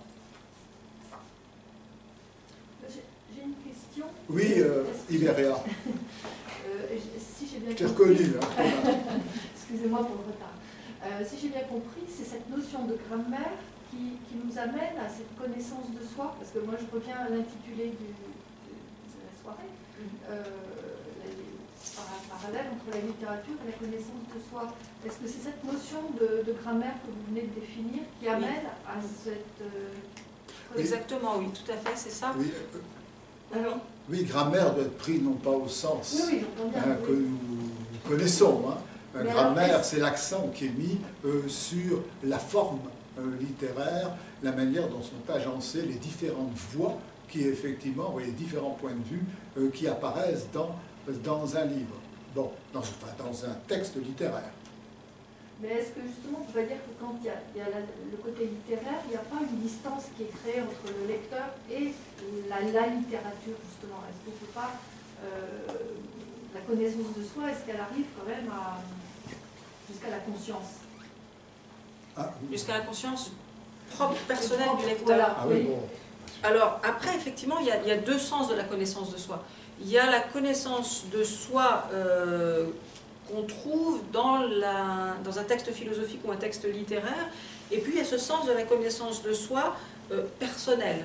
Maintenant, l'idée, justement, s'il y a une forme d'importance éthique de la littérature, c'est que la connaissance de soi, au sens le plus personnel, en fait, s'approfondit, gagne en articulation à la lecture des textes. C'est-à-dire des textes littéraires et aussi différemment des textes philosophiques. C'est-à-dire que ce travail, même de la connaissance de soi qu'on peut faire vraiment pour soi-même, au sens le plus personnel de sa propre vie, eh bien, gagne en profondeur et en ampleur avec ces outils-là. Et ce que dira, effectivement, ce qu'on découvre en même temps, ce n'est pas simplement le soi, au sens de l'histoire strictement personnelle, mais le point auquel on est aussi en même temps construit par les autres et par les voix des autres et par la rencontre avec les autres. Et donc, pour répondre à votre question, sans doute, à travers la littérature ou la philosophie, ce qu'on va découvrir le plus, c'est le point auquel dans le soi il y a les autres, et il y a le monde, et il y a des choses bien différentes que ce qu'on croyait d'abord trouver. Donc c'est une autre dimension du soi. Et là, on se rapprocherait par exemple de choses que Nathalie Sarraute a beaucoup souligné, et qu'elle souligne à partir de Dostoïevski, entre autres, en disant que nous sommes constitués de matière qu'on va pouvoir retrouver chez quantité d'autres que nous-mêmes. Et on peut dire que l'homme du souterrain, c'est quelqu'un qui n'arrive pas à assumer ce point-là, c'est-à-dire qui en fait une maladie, qui voudrait trouver le soi libre de libre du mot d'autrui. Or, un soi libéré du mot d'autrui, ça n'est rien, en fait, au bout du compte. Oui, alors justement, par rapport à ce personnage-là, moi je trouvais un peu paradoxal le fait qu'il ait cette connaissance soi-disant de lui. En fait, elle n'est pas très aboutie, cette connaissance, puisqu'il est sans arrêt en train de la remettre en question. Ça veut dire qu'il n'a pas cette connaissance de soi. Alors si oui, alors c'est intéressant, c'est un personnage paradoxal, effectivement. Et donc, ce que nous dit Bakhtin, en fait, c'est que le but de Dostoïevski, c'était de montrer un personnage dont auquel on ne puisse rien apprendre de lui-même. C'est-à-dire, il connaît, dit-il, toutes ses caractéristiques psychologiques, sociologiques,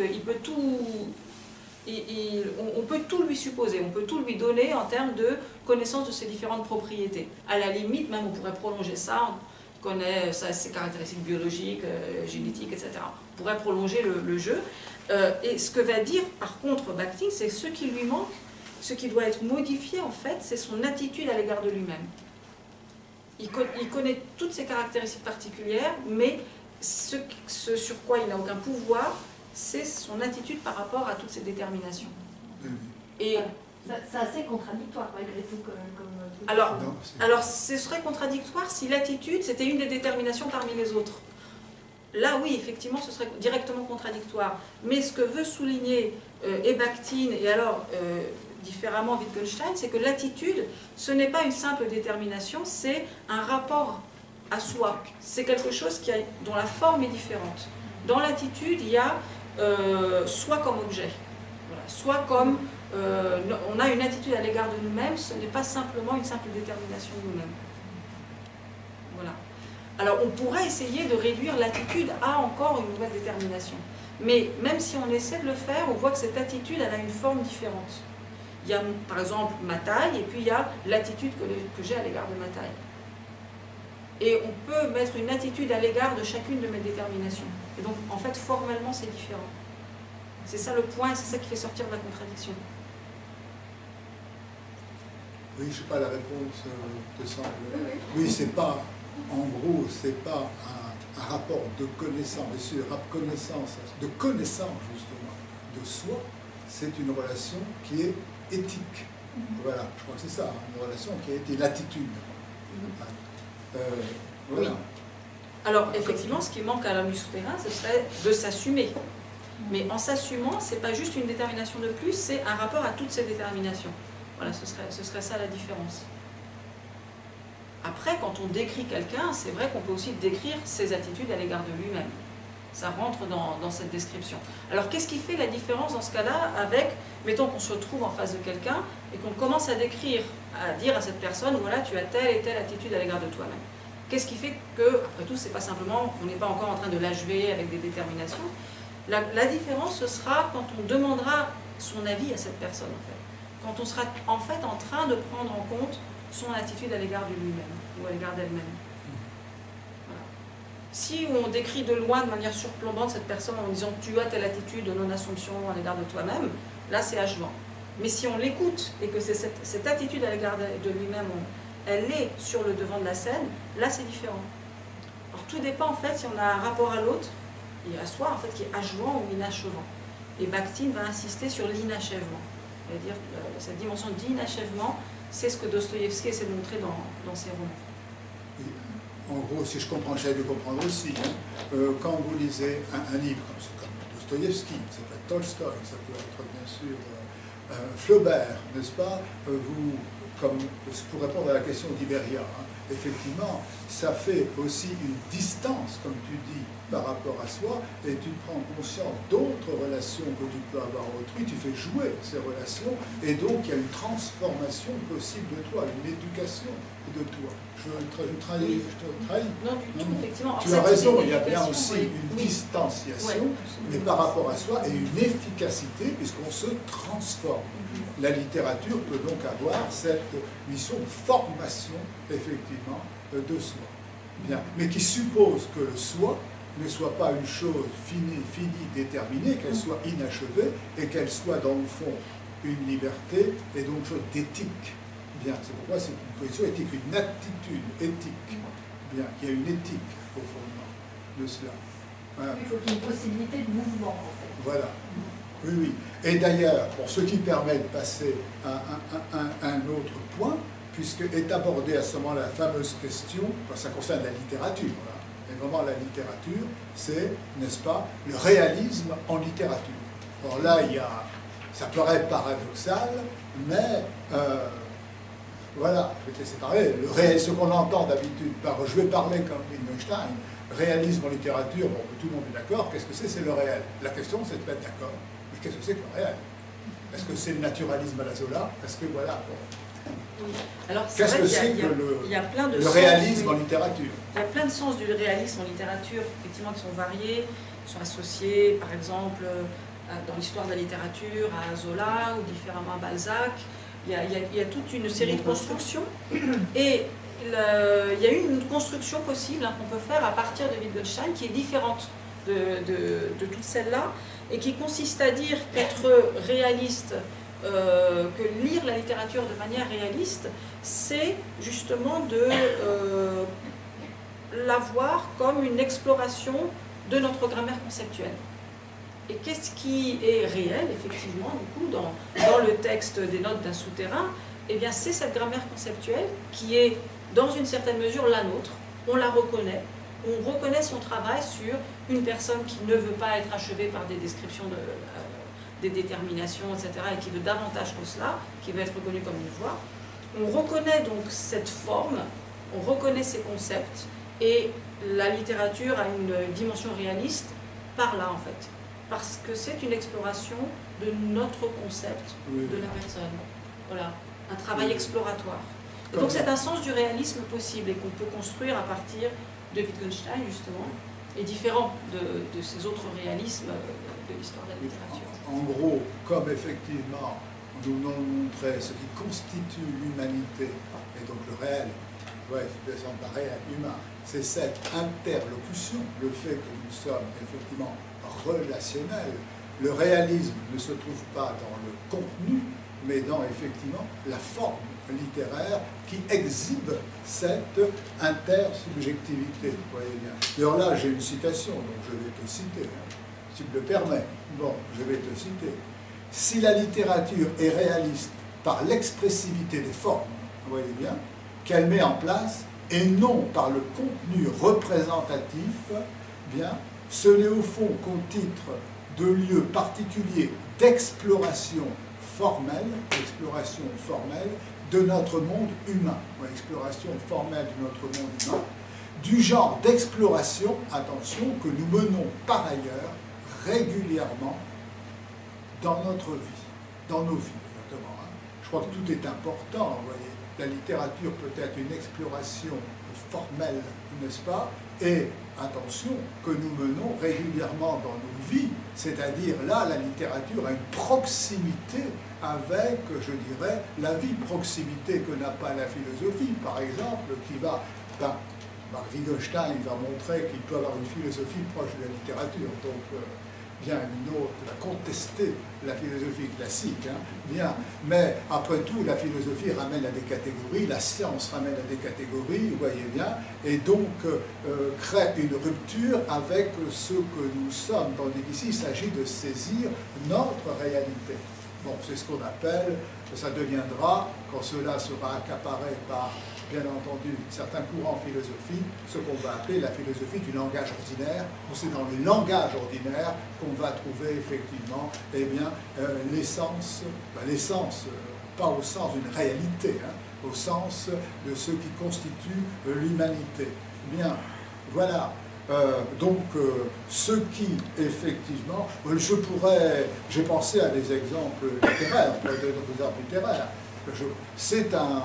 En littérature, j'ai pensé à le fameux, quand même, c'est souvent cité, il y a des littéraires ici, quand même Virginia Woolf, quand même, le roman qui a été cité, c'est Mrs. Dalloway.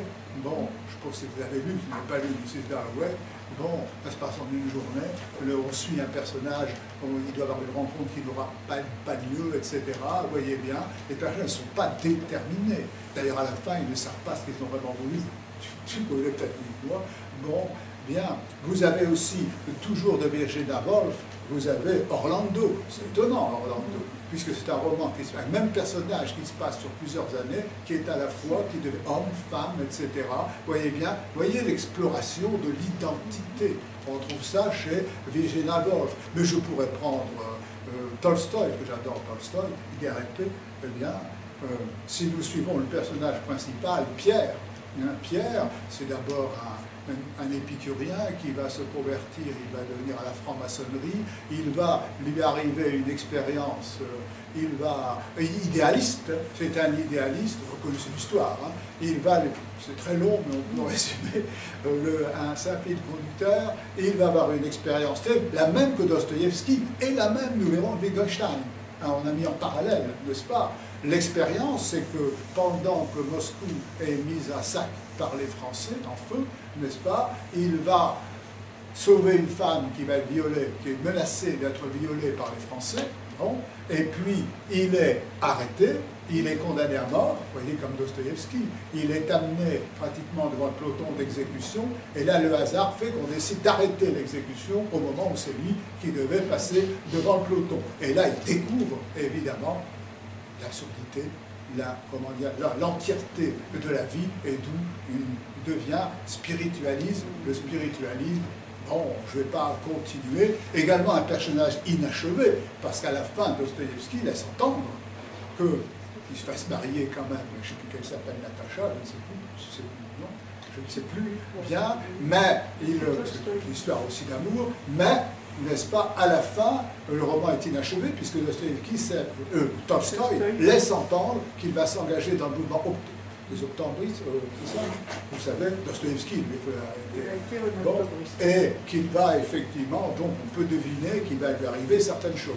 Vous voyez bien, des personnages inachevés, des personnages qui sont toujours en train de se faire dans des situations, etc., bien que nous trouvons. Je crois que c'est une grande des dimensions de la littérature, surtout contemporaine, qu'on oppose à la littérature, bien sûr, réelle au sens de Zola, encore. Bon. Justement, peut-être, on va aborder ça. Tout à l'heure, tu as parlé, on va aborder la partie que tu appelles les voies, hein, du souterrain. Eh bien, Batkin, effectivement, à partir de ça, fait une théorie de la littérature. Tu en as parlé, donc on peut aller assez vite, où il distingue effectivement deux formes de littérature, mais à vrai dire, ce ne sont pas, attention, il n'y a pas des formes pures, hein, ce sont deux, en quelque sorte, deux polarités, qui est la forme qu'il appelle monologie ou biographique, pardon, et la forme dialogique. Il va faire une théorie des genres littéraires.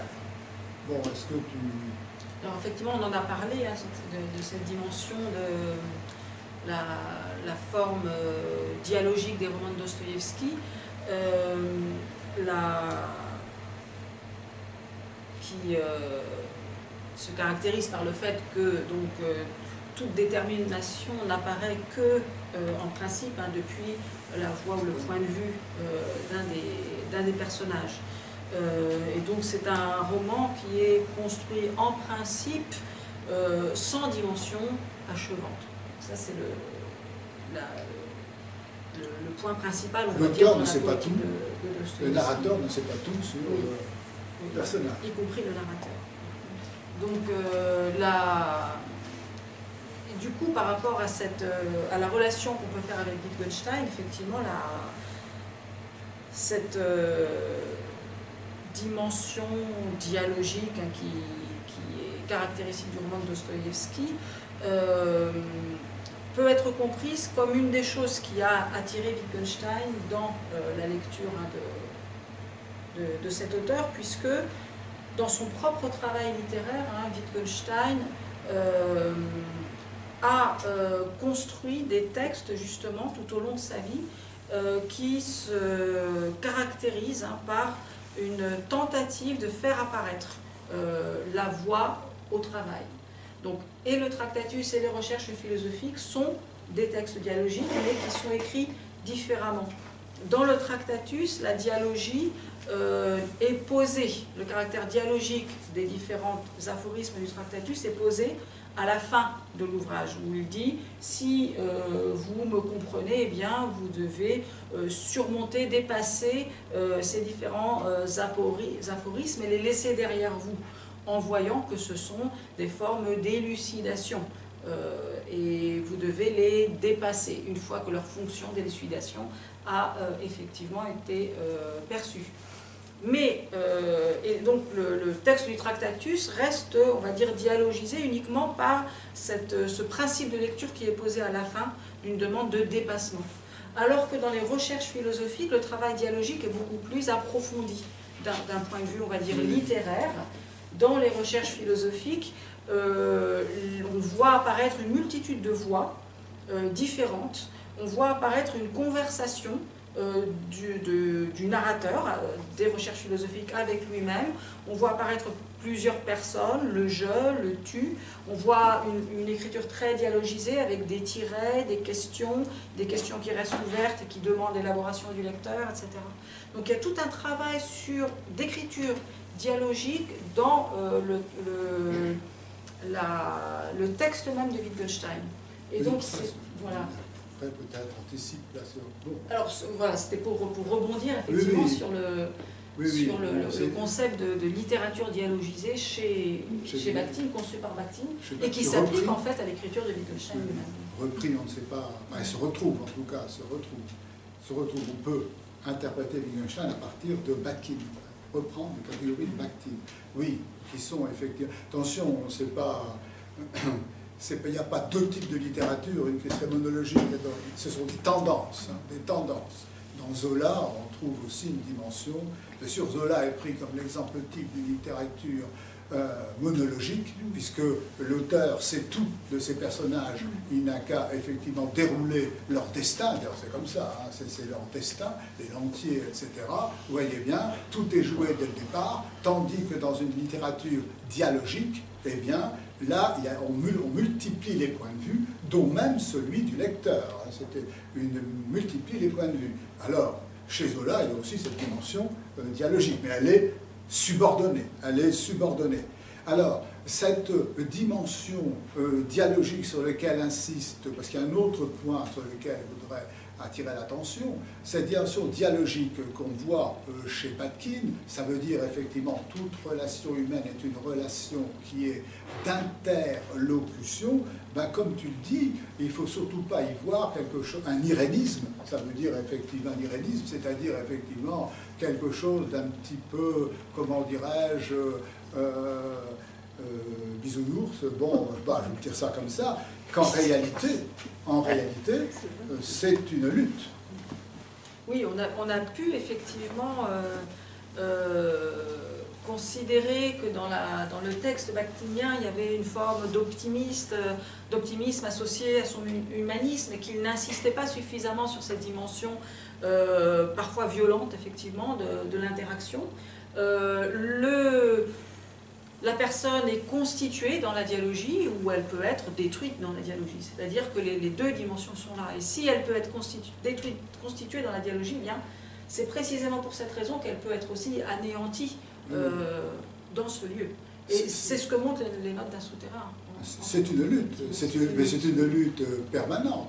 J'ai cherché des exemples, c'est assez facile à trouver. Hein. Vous avez tous vu ou entendu dans certains hôpitaux comment on s'adresse à certains malades à la troisième personne, monsieur A, etc. Je fais remarquer que c'est une manière de l'exclure, de la chosifier, de l'exclure de la communauté effectivement humaine.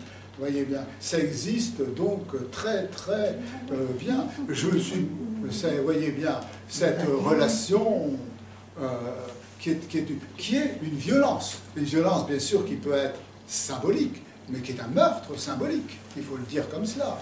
Quand on parle, mais c'est vrai aussi, quand on parle de la France périphérique, on parle des... J'ai trouvé un autre exemple bien, qui est celui, puisqu'on a eu une conférence à l'Université populaire sur la littérature prolétarienne.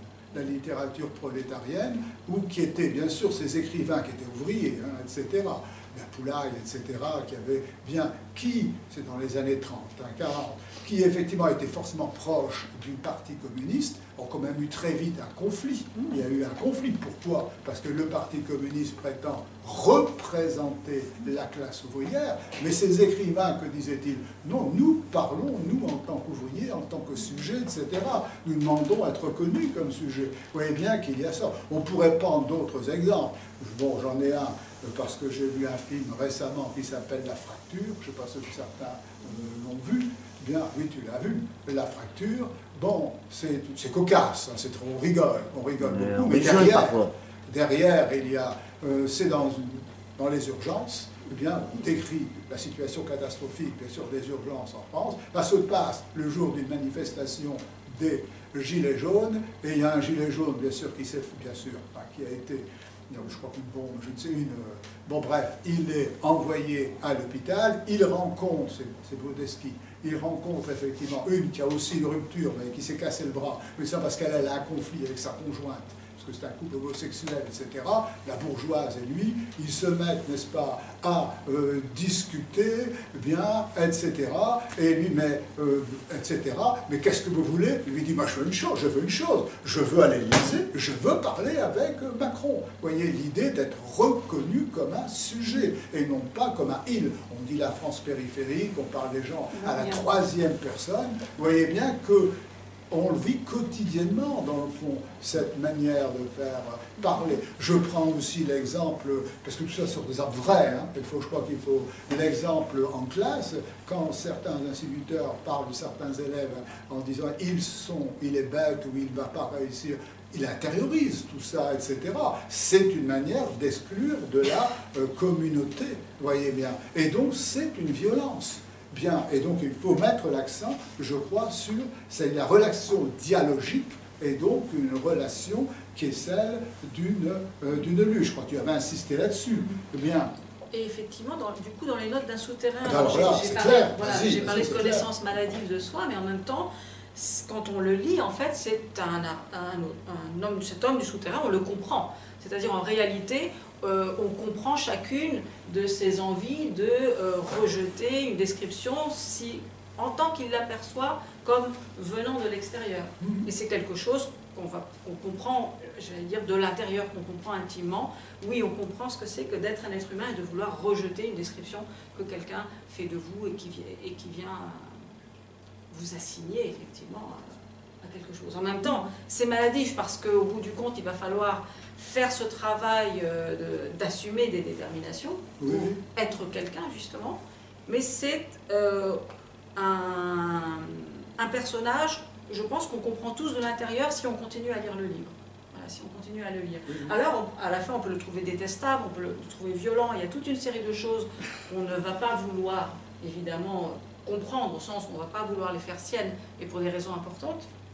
Et en même temps, on comprend ce que c'est que, eh bien, quand on perçoit un trait comme achevant, de le rejeter, d'être dans cette position de repli, on va dire, intérieur.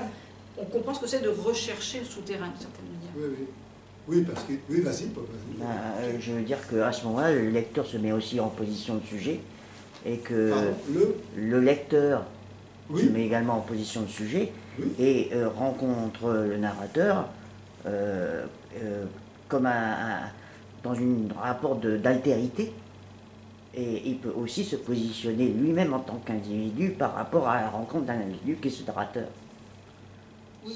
C'est ça. Oui, il y a une rencontre, effectivement. Il y a une forme de rencontre dans le fait d'avoir ce livre entre les mains, de continuer à le lire, etc., entre soi et cet homme du souterrain. Et dans cette rencontre, la tentation du souterrain, c'est quelque chose qu'effectivement, on va pouvoir vivre un moment. Une tentation à laquelle on n'est pas obligé de succomber, mais on va comprendre ce que c'est qu'être tenté par le souterrain. Se retirer de se retirer protéger, de en fin de compte, se retirer du monde, de la oui. communauté humaine. Enfin, le souterrain devient ce symbole-là, vous voyez bien. Parce qu'il faut bien que nous assumions certains caractères, les assumer, vous voyez bien. Or, lui refuse d'assumer ça parce qu'il y voit le mot d'un autre, c'est le terme de Bakin, il y voit effectivement une violence, du coup il n'arrive pas à être en relation effectivement avec les autres, qui est une relation, donc c'est pas, qui est toujours une relation, une violence latente, hein. Bon, bien sûr, pas une violence. Bon, eh bien, ce qui me permet, parce que le temps passe, il y a un autre point qu'on va donc devoir passer cet aspect, excuse-moi, on ne peut pas faire autrement, il y a un autre point qui m'a beaucoup intéressé, ça concerne la littérature, on met l'accent essentiellement sur la littérature, c'est que du même coup, alors là tu cites Bouvresse, hein, du même coup, effectivement, il y a, vous voyez, c'est pas toute littérature, il y a un certain jugement qui est porté sur une littérature qu'on dirait moralisatrice. Eh bien, hein, bon, c'est le problème du moralisme. Hein, du moralisme. Tu cites à ce moment-là Bouvresse, qui est mort cette année, un grand penseur qui était celui qui a introduit, on peut dire en France, bien sûr, Wittgenstein, je ne sais pas, Bouvresse. Eh bien, il dit, le plus dangereux, c'est beaucoup intéressé à la littérature. Hein. Bon, de Mouzil, etc., Grant, c'est lui qui a beaucoup parlé de Mouzil. Eh bien, alors, le plus dangereux, dit-il, en littérature, n'est pas l'immoralisme, vous voyez bien, mais, bien sûr, le moralisme. Et il parle, lui, de ce qu'il appelle une intelligence éthique. En quoi, effectivement, qu'est-ce que c'est que cette condamnation du moralisme, bien, et non pas de l'immoralisme, il vaut mieux de l'immoralisme, vous voyez bien, et qu'est-ce que c'est que cette intelligence éthique qu'on pourrait trouver dans la littérature, et qu'on ne trouve pas, d'ailleurs, peut-être, dit Wittgenstein, dans une certaine philosophie. Alors, Bouvresse, ici, effectivement,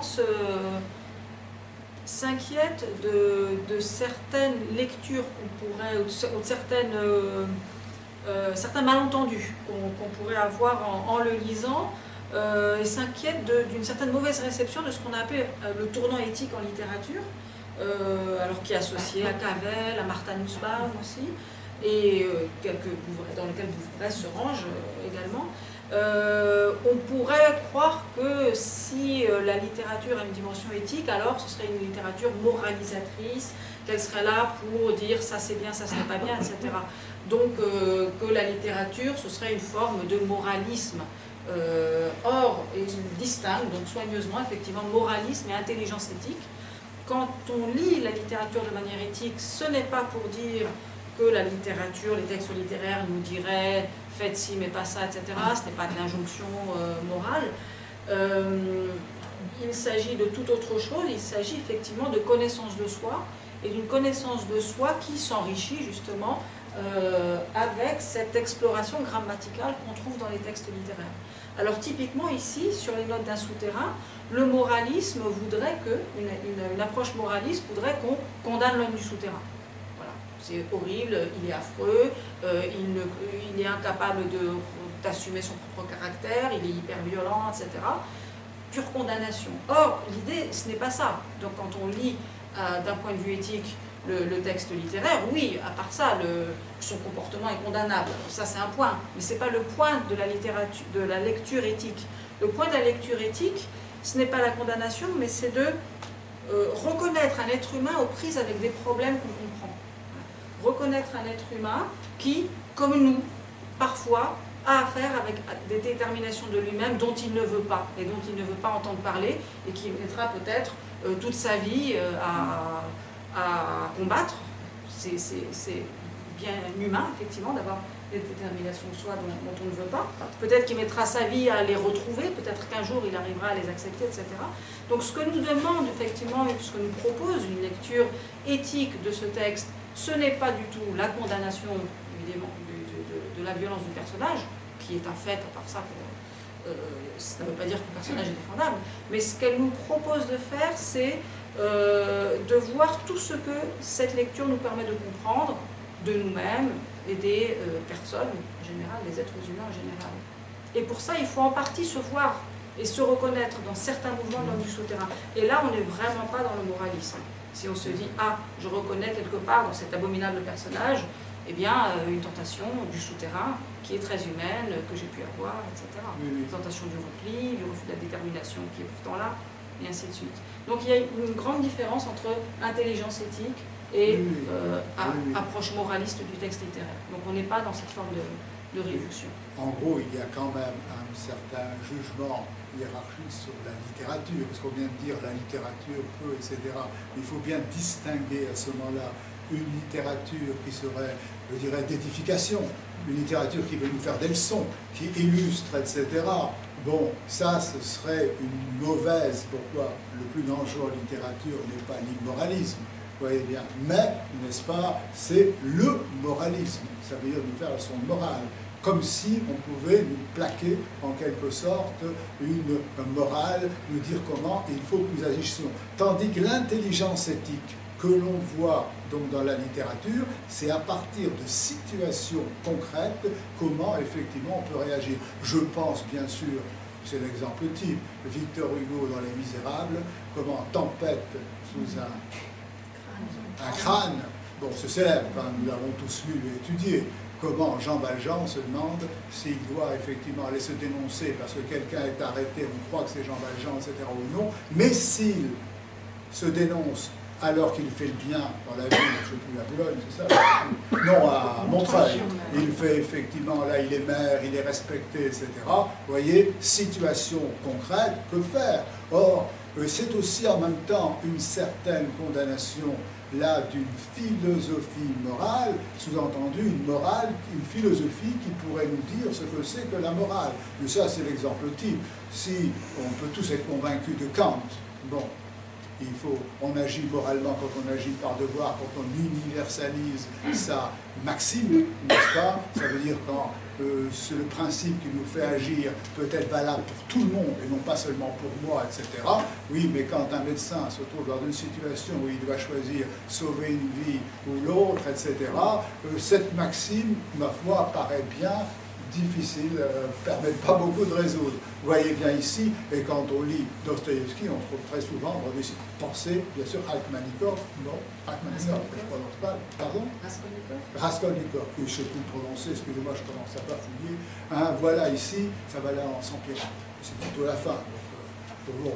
Eh bien, voilà, c'est d'ailleurs ce qu'il appelle, je crois dans ton texte, il appelle les guenilles de la vie morale. Les guenilles de la vie morale. Oui, les détails, voilà.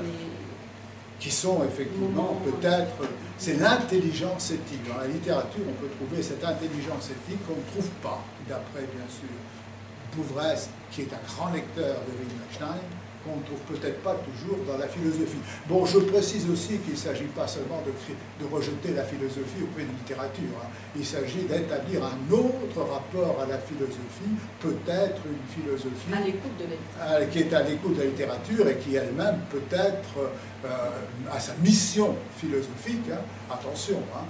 C'est pas là, c'est pas un balancement. La philosophie longtemps rejeté la littérature comme étant l'idée essentielle. Il ne faudrait pas dire ici que c'est la littérature qui doit rejeter la philosophie. C'est au contraire une remise en question de la philosophie, la remettre sur. D'ailleurs, j'ai des citations de Wittgenstein qui sont très claires là-dessus, hein, qui sont très claires là-dessus. Attention, bien entendu, pas de contresens. Bon, on peut venir maintenant à la première partie qui est Wittgenstein lui-même. Là, je vais te poser une question. Bon, parce que quand je t'ai lu, j'ai été effectivement très surpris, hein, si tu veux. On a parlé tout à l'heure, je vous ai parlé que ce que tu fais aussi, c'est d'essayer de comprendre l'unité de la pensée de Wittgenstein, bien, le Tractatus et les recherches philosophiques. Or, tu dis, voilà, et tu vas essayer de nous convaincre, qu'il faut lire le Tractatus comme une littérature de guerre. Donc vous voyez, littérature de guerre, tu compares avec Barbus, Henri Barbus, le feu, bien, alors comment, à vrai dire, plusieurs d'entre nous le savent, ont essayé de lire le Tractatus, eh bien, lire comme littérature de guerre, ça fait tout de suite quelque chose d'étrange. Alors peux-tu effectivement... Oui, effectivement, ça peut être paradoxal de le décrire comme ça. Alors effectivement, l'essentiel du Tractatus, Tractatus Logico-Philosophicus, et il s'agit d'une série d'aphorismes qui relèvent de la logique philosophique, et avec une dernière partie du Tractatus où on trouve davantage d'aphorismes éthiques, directement éthiques, mais qui est minoritaire, assez minoritaire dans l'ouvrage, et même ces aphorismes éthiques à la fin sont écrits dans une langue philosophique très formelle, on va dire, à une très grande distance de la description de la vie concrète. Mais en même temps, il faut se souvenir en fait que Wittgenstein a achevé le Tractatus en prison, donc à la fin de la Première Guerre mondiale, donc il a été prisonnier de guerre. Il a été officier pendant 4 ans dans l'armée autrichienne, donc il a fait la guerre pendant 4 ans, et puis il était prisonnier en Italie, et il a écrit des carnets de guerre qui étaient essentiellement des carnets logiques, mais aussi avec une dimension de réflexion éthique, et pendant toutes ces années, ces 4 ans, et puis l'ensemble de ces réflexions, on va dire, a pris forme dans le Tractatus qu'il a écrit donc après, à la toute fin de la Première Guerre mondiale. Et donc, dans une certaine mesure, on peut dire que c'est de la littérature de guerre. Dans une certaine mesure, évidemment, avec une distance abstraite. Pour le coup, là, on peut parler de distance, une distance abstraite très, très grande. Et en même temps, pourquoi est-ce que c'est de la littérature de guerre? Parce que, pourquoi dire cela? Alors, il y a plusieurs lecteurs, lectrices de Wittgenstein qui le soulignent. Parce qu'il y a présente dans le Tractatus une éthique en fait de la dissociation entre le vouloir et la pratique, entre le vouloir et l'action. Et je voudrais juste donc vous citer 2 aphorismes du Tractatus, donc à la toute fin, qui signifient ce que j'appelle une dissociation ici, qui a des ancêtres philosophiques hein, dans l'histoire ancienne de la philosophie. Alors, 6, 373, le monde est indépendant de ma volonté. 6, 374, même si tous nos vœux se réalisaient, ce serait pourtant seulement, pour ainsi dire, une grâce du destin, car il n'y a aucune interdépendance logique entre le vouloir et le monde, qui garantirait qu'il en soit ainsi, et l'interdépendance physique supposée, quant à elle, nous pourrions encore moins la vouloir. Donc, aucune interdépendance logique entre le vouloir et le monde, et même si tous nos vœux se réalisaient, donc ce serait, pour ainsi dire, une grâce du destin. Donc on voit ici une forme, voilà, j'utilise le terme de dissociation, bon, il y a d'autres termes de dissociation, donc entre la volonté et puis la pratique, l'action.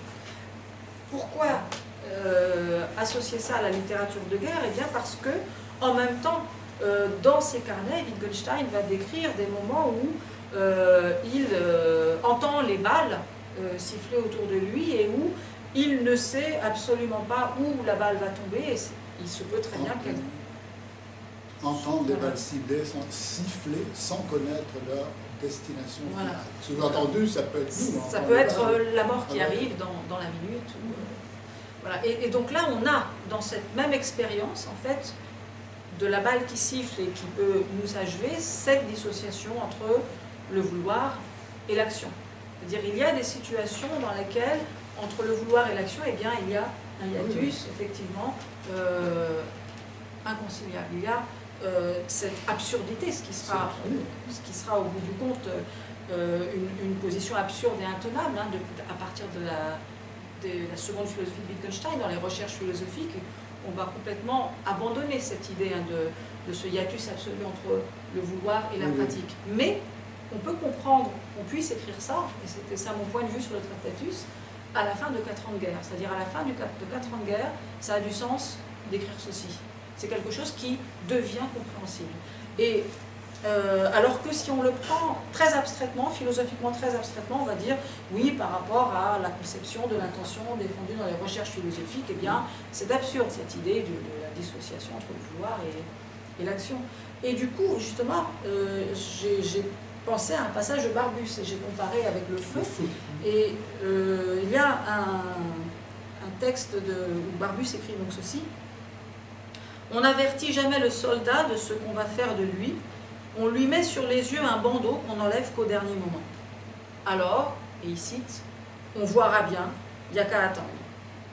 On se détache du tragique événement pressenti. Est-ce impossibilité de le comprendre tout entier? Découragement de chercher à démêler des arrêts qui sont lettres closes pour nous? Insouciance résignée? Croyance vivace qu'on passera à côté du danger cette fois encore?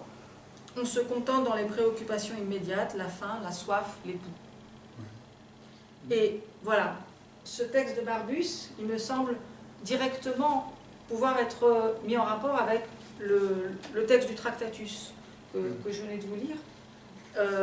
Et ce que je propose en fait quand je dis qu'il est intéressant de voir le Tractatus comme littérature de guerre, eh bien, c'est de lire en fait ces textes très abstraits du Tractatus en réalité, de les replacer dans leur situation d'écriture, voilà, qui change en fait tout.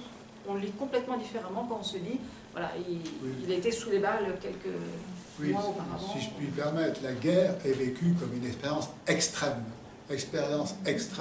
où effectivement on est à la merci du monde et donc notre action est complètement sans...